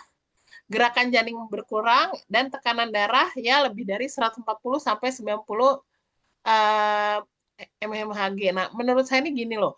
Kalau misalnya kan tadi kan ada 6 kan ya, kita jangan nunggu 6-6-nya gitu loh. Ada di pasien itu. Tapi kalau misalnya 3 aja, misalnya dia udah sakit kepala, terus nyeri ulu hati, terus kadang-kadang 140 per 90. Nah itu jangan tunggu 6-6-nya apa namanya 6-6-nya yang tanda-tanda tadi itu ada di pasien, tapi tuh 2 atau 3 aja tuh kita tuh harus aware gitu loh. Oh Bu, ini kayaknya ini deh harus konsul dokter deh Bu gitu ya. Nah kan pasien kadang-kadang bingung ya. Dokter biasa, misalnya dia ke dokter umum gitu ya. Nah dokter umum kita sebagai dokter umum ngomong, wah Bu ini bukan kompetensi saya, harusnya ibu ke dokter Omjin. Kalau misalnya pasiennya tuh nggak ini ya, nggak biasanya kan ibu hamil tuh kan suka miskom gitu kan. Bidannya udah bilang ke dokter Objin, dia malah ke dokter umum misalnya kayak gitu kan. Nah, kalau misalnya dokter umum mendapatkan hal itu, ya dirujuk lagi ke dokter Objin gitu. Tapi kadang-kadang kan kita tulis ya, kalau misalnya ada lembar rujukan itu kan kita tulis, misalnya dokter siapa, misalnya dokter Budi, SPOG gitu kan. Biasanya kan kita kayak gitu. Cuman namanya pasien ada aja ya ceritanya. Lalu, prinsip pentingnya, bidan itu tidak menunggu komplikasi, tetapi bertindak sejak kecurigaan awal. Yang tadi saya sudah katakan ya. Peran bidan saat preeklamsia ini mulai berkembang, ya. Jika ditemukan tanda preeklamsia ini berkembang terus tiap datang ANC, lah kok tambah gitu, kok tambah ciri-cirinya gitu. Edukasi ibu dan keluarga tentang kondisi dan resiko ya. Pemantauan ketat ibu dan janin ya. Kalau bisa kita WA, Bu. Masih pusing, Bu, menetap gitu. Kalau saya biasanya WA sih, Bu gimana keadaannya gitu. Masih enggak? Masih kayak gitu enggak? Masih pusing menetap enggak? Masih, Bu gitu misalnya ya. Ya udah kalau masih pusing menetap, kakinya masih bengkak enggak gitu kan. Enggak, Bu misalnya gitu ya. Tapi kan kalau udah ada beberapa ciri, nah itu tuh kita harus jangan kita biarin sih, harus kita konsul, tetap konsul sih. Konsulnya kalau bisa sih pasiennya datang ya, maksudnya rujuk ya. Pasiennya benar-benar datang ke dokter Objin. Merujuknya itu sebenarnya kolaborasi itu adalah kunci keselamatan ibu dan janin. Tadi ada dua ya pertanyaannya, gimana sih cara ngerujuknya gitu ya. Rujuk tuh terencana sih sebenarnya. Misalnya usia kehamilannya ya, terus ditulis jelas gitu ya, tekanan darah terakhir ya, terus hasil urin, keluhan ibu dan kondisi janin. Biasanya ada kok ini apa lembar rujukan tuh ada kok Kak. Kak siapa tahu Kak Naisha ya, ada lembar. Kalau misalnya kita sebagai bidan buka praktek mandiri itu harus ada sebelum, kebetulan saya kemarin habis Monef ya, Monef tempat praktek saya sendiri mau ini ngebuka praktek. Nah itu tuh harus ada kok. Memang harus ada lembar namanya lembar rujukan. Ya, untuk apa? Untuk nanti dokter Objin itu sangat berperan besar ya untuk apa menegakkan diagnosis pasti beneran nggak ini PEB gitu, menentukan terapi medis ya, harus dikasih terapi nggak, harus dikasih nefidipin nggak misalnya kayak gitu ya, penilaian waktu atau cara persalinan nih, persalinannya boleh nggak normal gitu ya, atau memang boleh normal tapi harus di bawah pengawasan dokter seperti itu. Lalu pengelolaan komplikasi lanjutan ya, misalnya kalau memang pasti nih PEB gitu ya, pasiennya itu harus kayak mana gitu kan, jangan nunggu kejang dulu gitu kan, kita nggak mau menempatkan pasien itu di tempat yang nggak seharusnya, maksudnya di tempat yang membahayakan pasien gitu ya. Lalu continuity of care-nya setelah dirujuk, bidan tetap mendampingi secara emosional ya. Biasanya saya WA pasien, Bu gimana? Udah enakan Bu ke dokter? Biasanya kan, kepala saya udah nggak terlalu pusing gitu kan. Saya udah dikasih obat.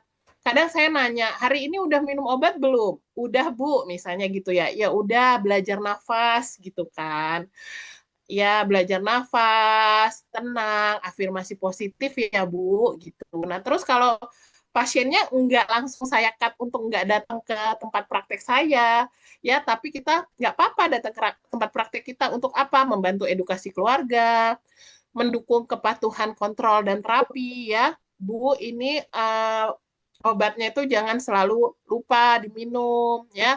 Terus berperan dalam perawatan nifas yang resiko tinggi. Inti kolaborasinya ini yaitu deteksi dini, kalau peran bidan ya, deteksi dini, pemantauan ya, dan edukasi, lalu rujuk cepat. Kalau dokter Objin, diagnosa, terapi ya, dan juga keputusan obstetri ya, obstetri untuk bersalin ya. Tujuan bersama itu mencegah eklamsi dan kematian ibu dan janin. Udah itu aja Pak. Terima kasih. Baik, terima kasih Bu Cika. Mungkin dapat menjawab pertanyaan dari Bu Naisha ya, Bu, ya. Mungkin Ya tadi Pak. sudah dijawab dengan lengkap oleh Bu Cika. Ini ada pertanyaan lagi Bu dari Bu Nana ya.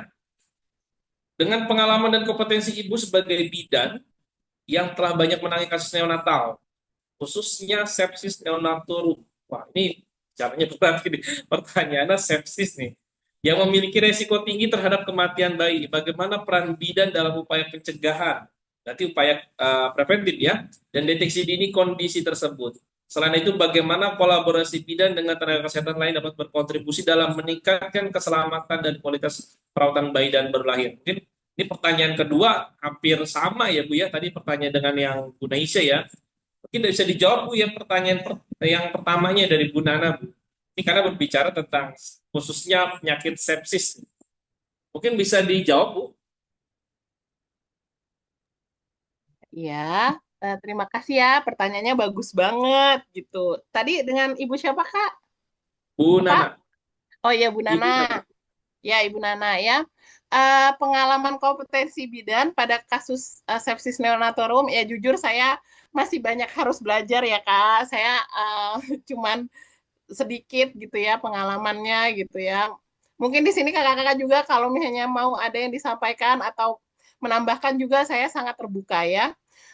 Untuk peran preventif bidan ya dan kolaborasi tadi pertanyaannya ya. Preventif dulu ya. Sebenarnya gambaran singkat neonatorum itu apa sih? Infeksi sistematik yang berat pada bayi baru lahir yang dapat menyebabkan kematian bila tidak dikenali dan ditangani secara segera kan. Nah, itu kan ininya gambaran singkatnya. Sebenarnya kondisi ini nih sering dikaitkan dengan faktor-faktor maternal seperti proses persalinan dan yang utama yaitu perawatan neonatus awal ya. Untuk itu kita sebagai bidan ya kompetensi utama bukan hanya pada penanganan awal tetapi terutama pada pencegahan ya atau deteksi dini. Nah, ini makanya setiap pasien datang itu harus diedukasi ya. Terus bilang sama pasiennya siapkan waktu yang lama kalau mau ketemu kita. Jangan buru-buru mau arisan ketemu bidan dulu ya nggak bisa gitu. Dan terus saya selalu bilang sama pasien, Bu, Ibu nggak buru-buru kan ketemu saya? Enggak, Bu, gitu. Biasanya pasien udah tahu kalau ngobrol sama saya lama gitu ya.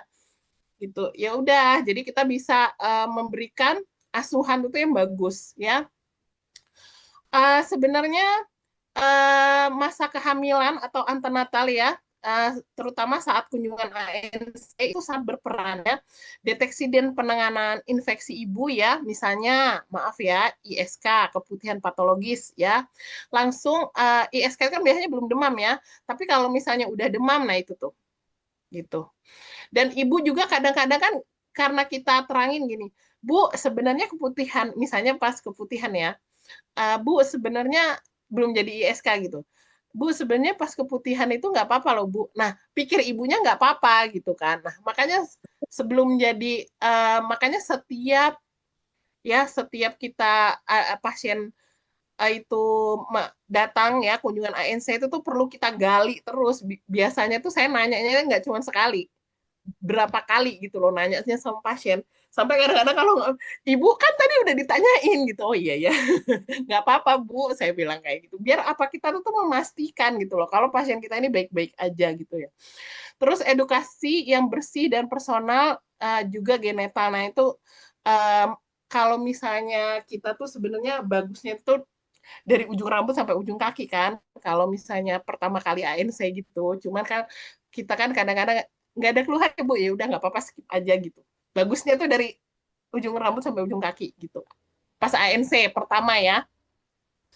Lalu edukasi tanda bahaya infeksi pada ibu. Ya, pencegahan sepsis neonatorum ini dimulai dari ibu yang sehat. Ya, dengan cacat tadi ya, saya udah bilang sebenarnya kesehatan ibu dan janin itu tuh dimulai dari masa kecil dia sampai remaja itu tuh benar-benar suka sayur enggak, makanya yang bergizi enggak.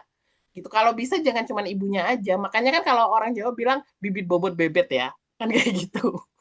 Ya kan, karena itu tuh sangat berpengaruh ya. Penerapan APN yang bersih dan aman, jangan lupa alat-alatnya disterilin. Kalau mau nolong bersalin, kan ada tulisannya, biasanya tanggal berapa sterilinnya ya. Jangan udah setahun lalu pasiennya datang alatnya nggak steril, ya wajar kalau sepsis ya. Kepatuhan pada pencegahan infeksi di ruang bersalinnya ada ruang PI enggak? Di TPMB-nya ada PI enggak?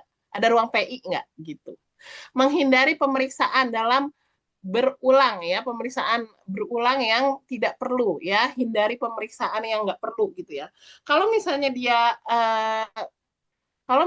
dia memang nggak perlu melakukan pemeriksaan itu ya udah gitu, nggak usah gitu. Jangan ya lumayan misalnya untuk pemasukan ya jangan kayak gitu juga gitu ya. Hindari pasien ini kita jadikan alat untuk apa ya? Untuk hal-hal yang seperti itu ya. Memang kita tahu, saya tahu kok. Kita tuh butuh uang gitu ya. Tapi ya jangan membuat ya periksalah pasien itu sesuai. Kalau kata pasien-pasien saya gini, Bu, ngapa sih Bu saya diajarin pijet ini pijet Nifa saya diajarin pijet laktasi sendiri, padahal kan bisa manggil ibu. Saya bilang, saya nggak mau, saya maunya pasien itu tuh mandiri gitu loh. Jadi jangan dikit-dikit telepon saya, Bu Cika, saya maunya ibu yang datang. Jangan, tapi kita buat pasien tuh pinter gitu. Biar apa? Biar dia ngerti sendiri gitu ya. Kan kita juga nggak terlalu repot, bisa kerjain pasien yang lain ya kan. Terus menjaga sterilitas alat, ya tadi saya udah bilang ya. Terus juga kalau misalnya ada faktor resiko seperti ketuban pecah dini lama, ketuban berbau atau keruh, nah dan ibu demam, nah itu harus segera kolaborasi, jangan ambil peran sendiri gitu ya. Kalau masa neonatus itu kan sebenarnya 0 sampai 7 hari ya. Bidan itu melakukan apa sih yang baik itu? IMD ya, menjaga kehangatan dan kebersihan bayi. Terus bilang sama ibunya susui ya, karena di dalam air susu ya diberikan ASI ya kan kalau orang-orang bilangnya 1 jam sekali. Kalau saya sih kalau bisa sejam sekali sih gitu. Karena jangan sampai nunggu anak itu tuh pengen nyusu, pengen nenen ya, pengen DBF itu tuh nunggu anaknya lapar gitu ya. Kalau bisa sebelum anaknya lapar disusuin.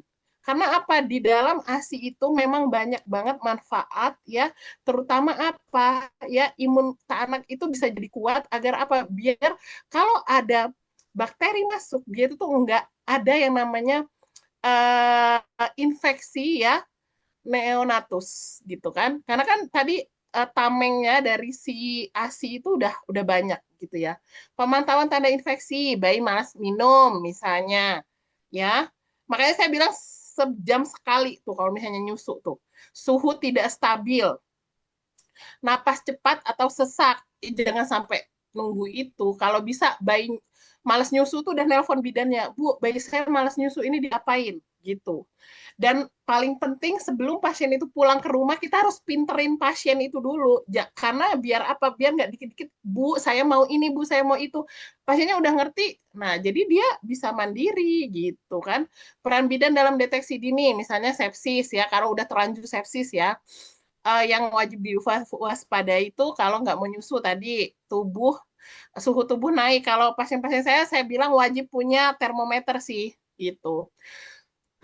Napas cepat atau kalau memang nggak punya termometer nggak apa-apa. Misalnya kita lah yang pinjemin termometernya, asisten kita kasih termometernya ke ibu itu sebentar, misalnya tetangga kita.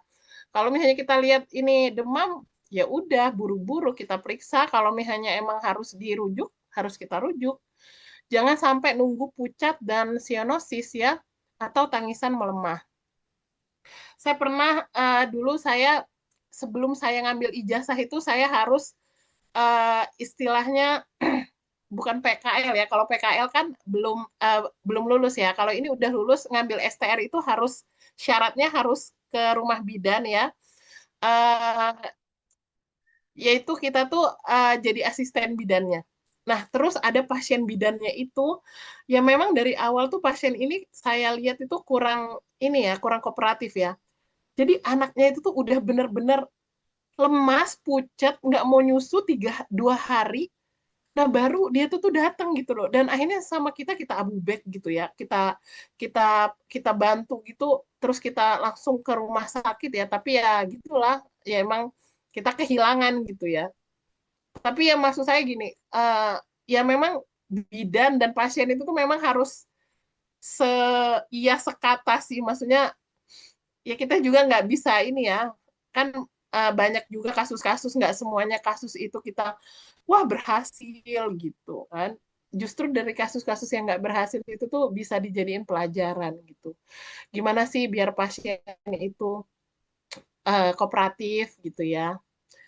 Kalau kolaborasi bidan dengan tenaga kesehatan lain, misalnya dengan dokter anak ya, misalnya neonatolog gitu ya, itu tuh segera bila dicurigai sepsis. Kalau misalnya yang bagus itu sebelum pulang, pasien itu tuh ketemu dulu sama dokter spesialis anak. Nanti 7 hari langsung datang lagi ke spesialis anak. Biasanya saya seperti itu. Kalau misalnya pas kita pulang, pasiennya pulang itu nggak ada dokter spesialis anak, paling nggak pas 7 hari dokter ketemu deh sama dokter spesialis anak buat ini konsultasi gitu ya.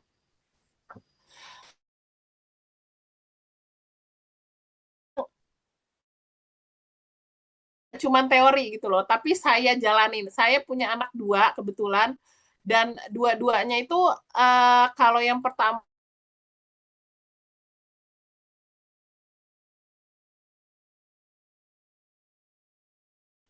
yang kedua juga. Jadi bener secapek-capeknya saya ngurus anak, saya bener-bener memberikan waktu untuk anak saya ketemu dokter spesialis anak gitu. Untuk apa? Untuk memastikan oh anak ini baik-baik aja gitu. Kolaborasi ini kalau misalnya kolaborasi dengan tim kesehatan lain yaitu ya dokter spesialis anak ya, terus dengan perawat ya. Ini biasanya stabilisasi awal bayi ya, atau dari dengan keluarga juga harus kolaborasi ya. Dengan perawat ini kan bisa monitoring ketat tanda vital, pencegahan infeksi, terus juga edukasi kebersihan ya untuk keluarga nih. Kalau misalnya jangan pegang-pegang dedeknya ya gitu. Saya ngomong kalau misalnya ada yang mau megang-megang anak saya, ini ngerokok nggak orangnya? Ngerokok nggak gitu? Enggak kok mbak, nggak ngerokok. Oh ya udah cuci tangan dulu gitu. Ponakan-ponakan saya kalau ke rumah saya bilang cuci tangan dulu ya, baru main sama dedek gitu.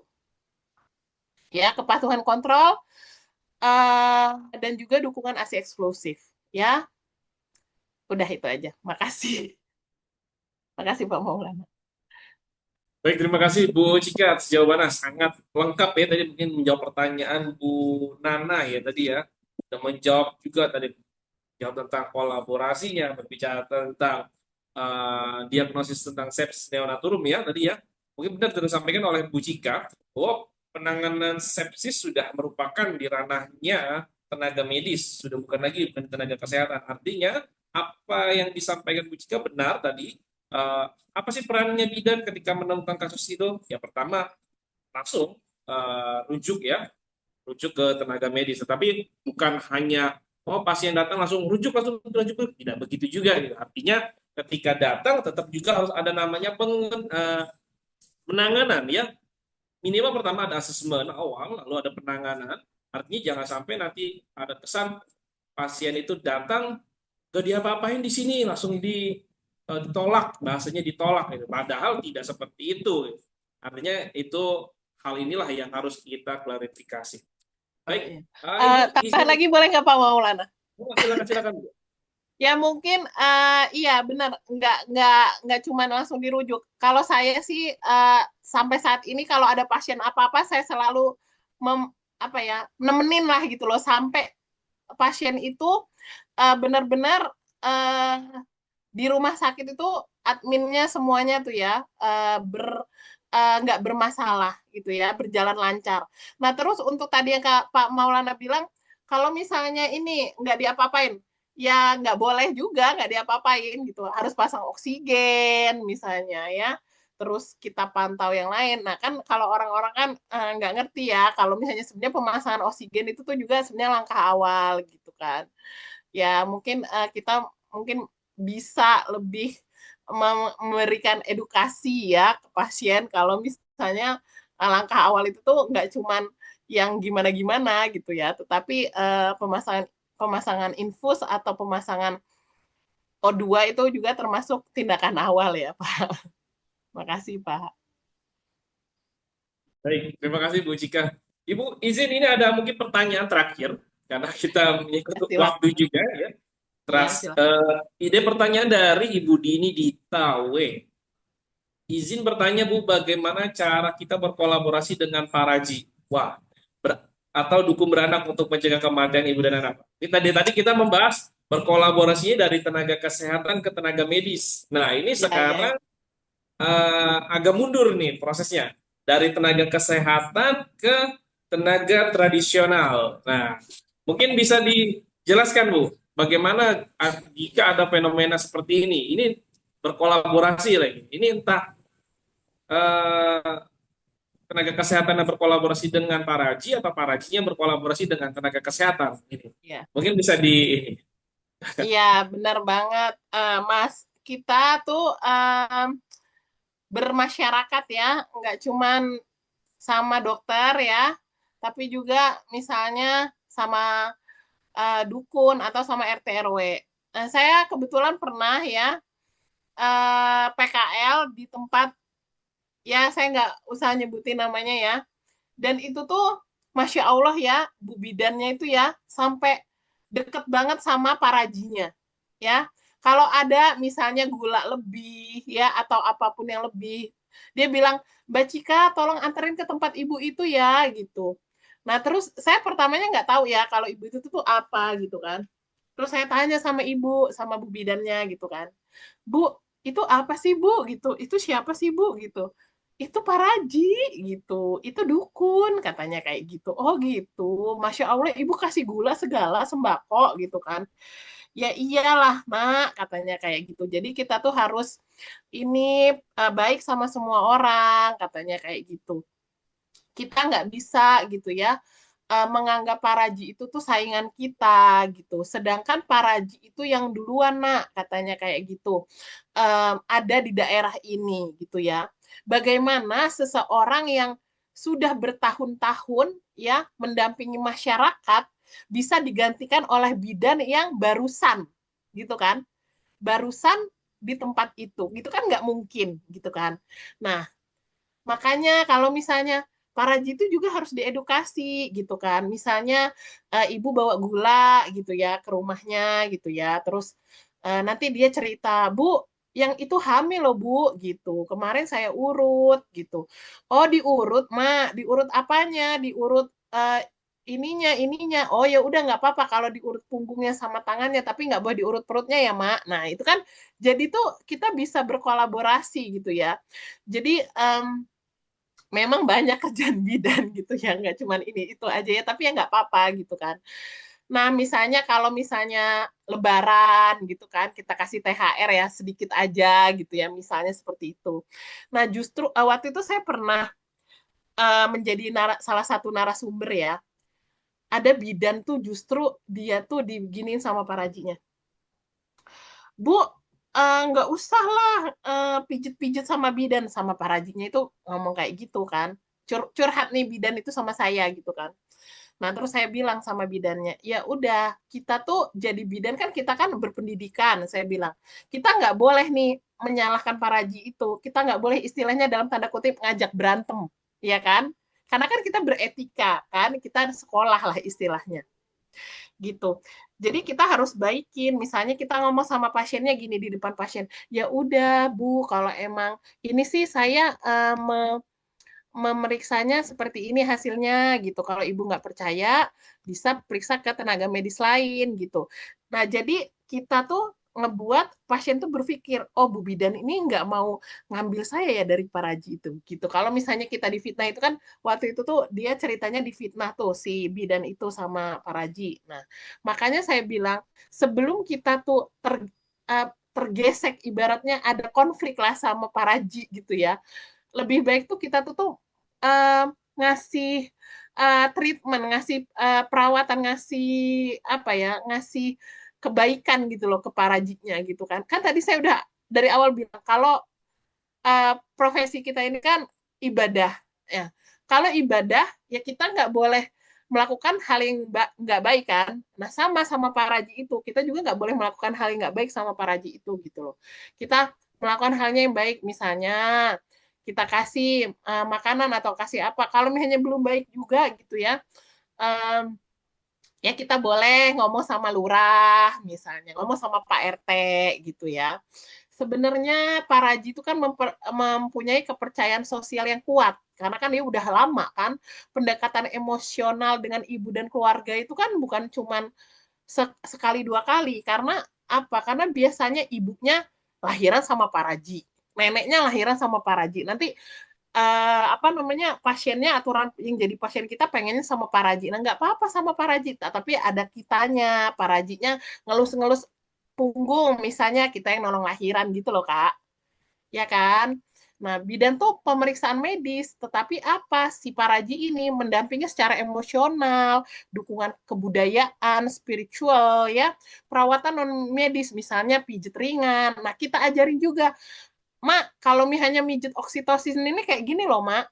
Bisa buat ngelancarin ASI. Jadi nanti pasiennya nggak harus sama saya, sama emak aja pijitnya gitu. Kita yang nggak usah ngurusin itu, kita ngurusin kohort ibu, kohort bayi. Banyak kan yang mesti kita urusin. Kayak gitu ya. Gimana kakak, Pak Maulana? Udah cukup? Baik, terima kasih Bu Cika. Memang benar apa yang disampaikan Bu Cika bahwa adanya kolaborasi bukan hanya dari tenaga kesehatan ke tenaga medis ya, tetapi juga benar kita kepada penyihatan tradisional juga wajib berkolaborasi.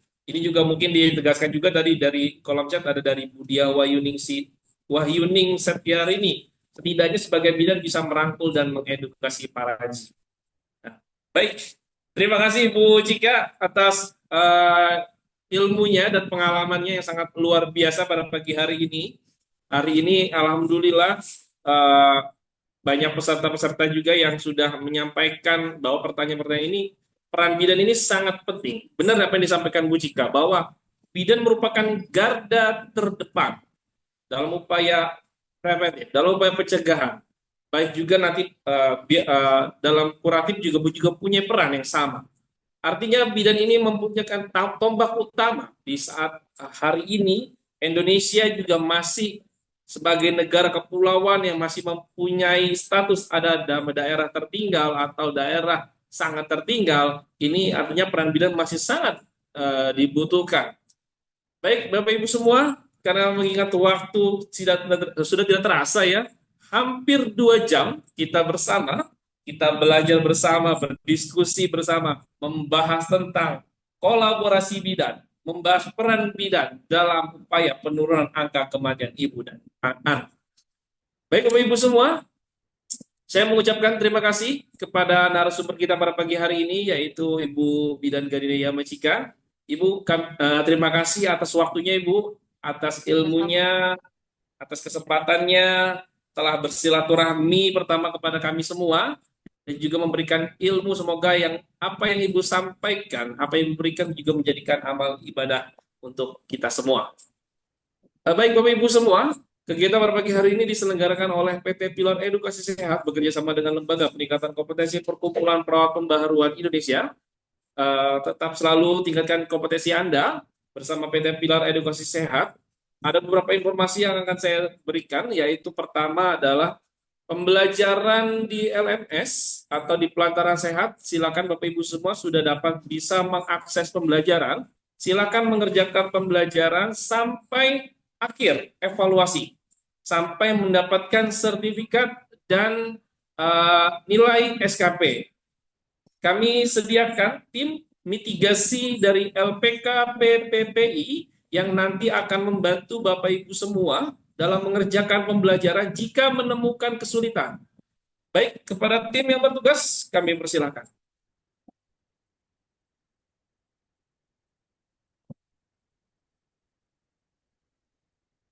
Halo Sobat LPKP PPI, untuk kenyamanan dan kelancaran kegiatan, kami telah menyediakan link mitigasi yang dapat Sobat akses di mitigasilpkpppi.taplink.id. Setelah masuk, baca terlebih dahulu 4 poin attention. Lalu setelah itu terdapat pertama, tutorial pembuatan akun LMS atau pelataran sehat.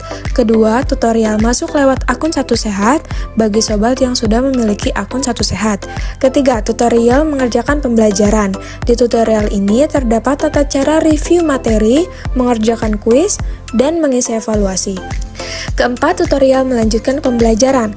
Kelima, tutorial mengunduh sertifikat, serta terdapat nomor admin yang bertugas yang dapat Sobat hubungi untuk kendala-kendala lainnya.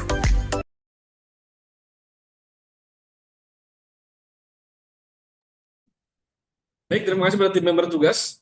Kami informasikan kembali pada Bapak Ibu semua bahwa pembelajaran di LMS silakan dapat melakukan pembelajaran dan menjawab kuis. Sedangkan jawaban kuis sudah kami sediakan di link grup WA grup. Silakan Bapak Ibu semua tetap bersama kami di WA grup Pilar Edukasi Sehat untuk dapat mengikuti kegiatan-kegiatan kami selanjutnya. Silakan Bapak Ibu semua yang ingin mengikuti kegiatan selanjutnya, mungkin ingin ikut Zoom-nya, itu kami sediakan secara gratis. Untuk dokumentasi kegiatan pada kegiatan setiap waktunya, kami sudah sediakan berada di YouTube @Pilar Edukasi Sehat. Jika Bapak Ibu semua ingin melihat kegiatan dokumentasi dan ataupun rekod materi pembelajaran ini. Baik, Ibu Cika masih bersama kami? Iya, Pak. Baik Ibu, kami selaku dari tim PT Pilar Edukasi Sehat mengucapkan banyak terima kasih Ibu atas waktunya Ibu. Izin Ibu, sebelum meninggalkan kita akan melaksanakan kegiatan dokumentasi Ibu, yaitu foto bersama. Baik, kami himbau kepada Bapak Ibu semua untuk meng-on-kan kamera karena kita akan melaksanakan sesi dokumentasi. Baik, Ibu Cika maupun rekan-rekan semua mungkin yang sudah berada di Pilar Edukasi ataupun masih baru bergabung bersama Pilar Edukasi, kami ini dari PT Pilar Edukasi mempunyai slogan yaitu Smart and Healthy. Biasanya kami punya, kalau berdokumentasi, punya ciri khas, Bu. Ya, ciri khas itu biasanya kami selalu membuat tangan kita seperti ini, Bu. Seperti pistol, 2 jari ke depan, 1 jari ini. Kita selalu naruh di pelipis yang menandakan kita ini smart dan healthy. Baik, Bapak Ibu semua, saya akan pimpin sesi dokumentasi. Mari Bapak Ibu semua. Siap? Pada slide pertama saya akan pimpin. Siap? 1, 2, 3, tahan. Slide kedua. 1, 2, 3, tahan. Slide selanjutnya. 1, 2, 3, tahan. Baik.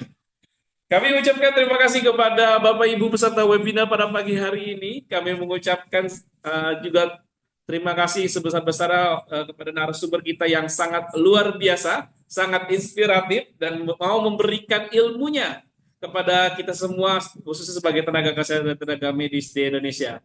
Baik, kami sedikit kami informasikan kembali bahwa pembelajaran di LMS sudah dapat diakses. Silakan Bapak Ibu semua dapat melakukan pembelajaran dan mengisi kuis. Kuisnya sudah kami sediakan di grup. Silakan melihat kuis, silakan mengisi dengan teliti, kerjakan pembelajaran sampai pada evaluasi akhir, sampai keluarnya terbit sertifikat dan nilai SKP. Jika Bapak Ibu semua mengalami kendala, kami sudah menyiapkan link mitigasi PPPI. Di situ ada tutorial bagaimana permasalahan-permasalahan yang Ibu temukan, dan juga ada nomor tim admin LPK PPPI. Jadi jika Bapak Ibu semua mengalami kendala dalam pembelajaran, dapat menghubungi nomor kontak yang bertugas yang ada di sana. Baik, kegiatan pagi hari ini diselenggarakan oleh PT Pilar Edukasi Sehat bekerja sama dengan Lembaga Peningkatan Kompetensi Perkumpulan Perawat Pembaharuan Indonesia. Tetap ikuti kegiatan-kegiatan kami selanjutnya, yaitu pada tanggal 22 bulan Februari tahun 2006, berbicara tentang keperawatan, yaitu berbicara tentang peran perawat gerontik dalam mendorong kemandirian lansia di komunitas dan klinik. Dan tanggal 28 bulan Februari tahun 2006, berbicara tentang hukum kesehatan, yaitu berbicara tentang strategi penyelesaian sengketa medik non-litigasi dalam pelayanan kesehatan. Baik, Bapak Ibu semua, tidak terasa waktu sudah menunjukkan hampir 2 jam kita bersama.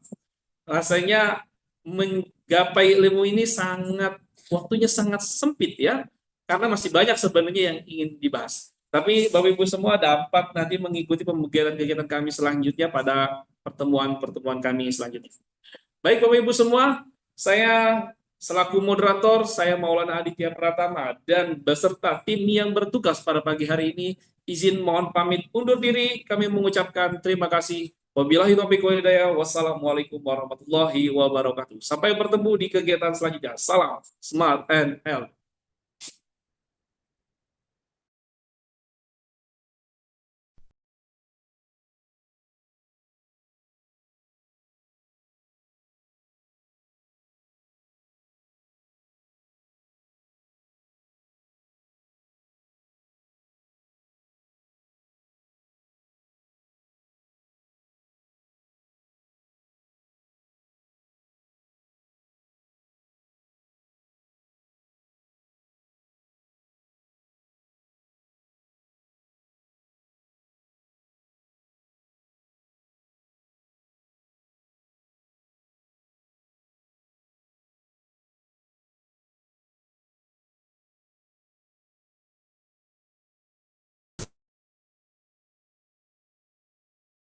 Sengketa medis, sebuah risiko nyata yang bisa mengancam siapa saja.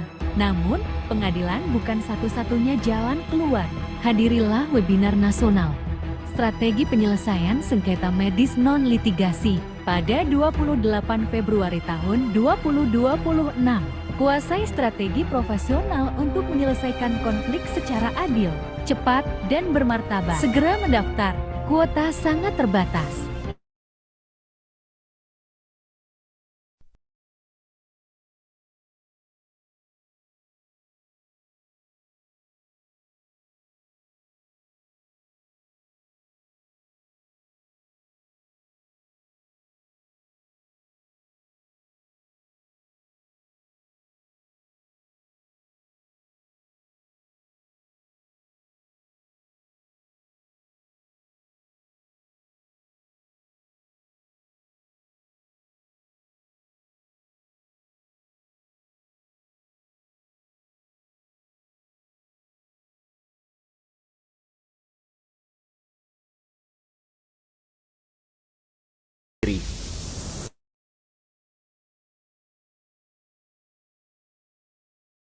Sengketa medis, sebuah risiko nyata yang bisa mengancam siapa saja.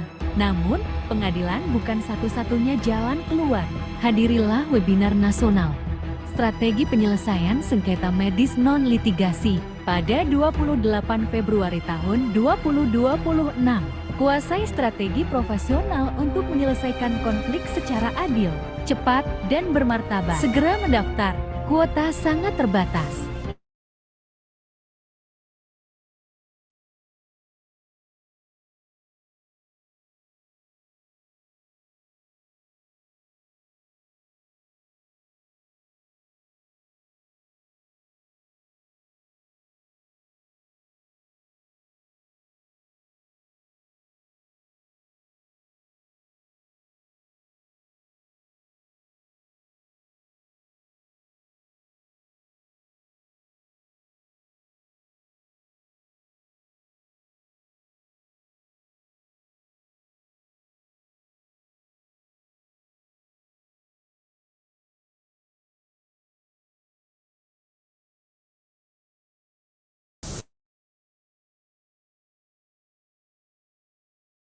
Sengketa medis, sebuah risiko nyata yang bisa mengancam siapa saja. Namun, pengadilan bukan satu-satunya jalan keluar. Hadirilah webinar nasional Strategi Penyelesaian Sengketa Medis Non-Litigasi pada 28 Februari tahun 2026. Kuasai strategi profesional untuk menyelesaikan konflik secara adil, cepat, dan bermartabat. Segera mendaftar, kuota sangat terbatas.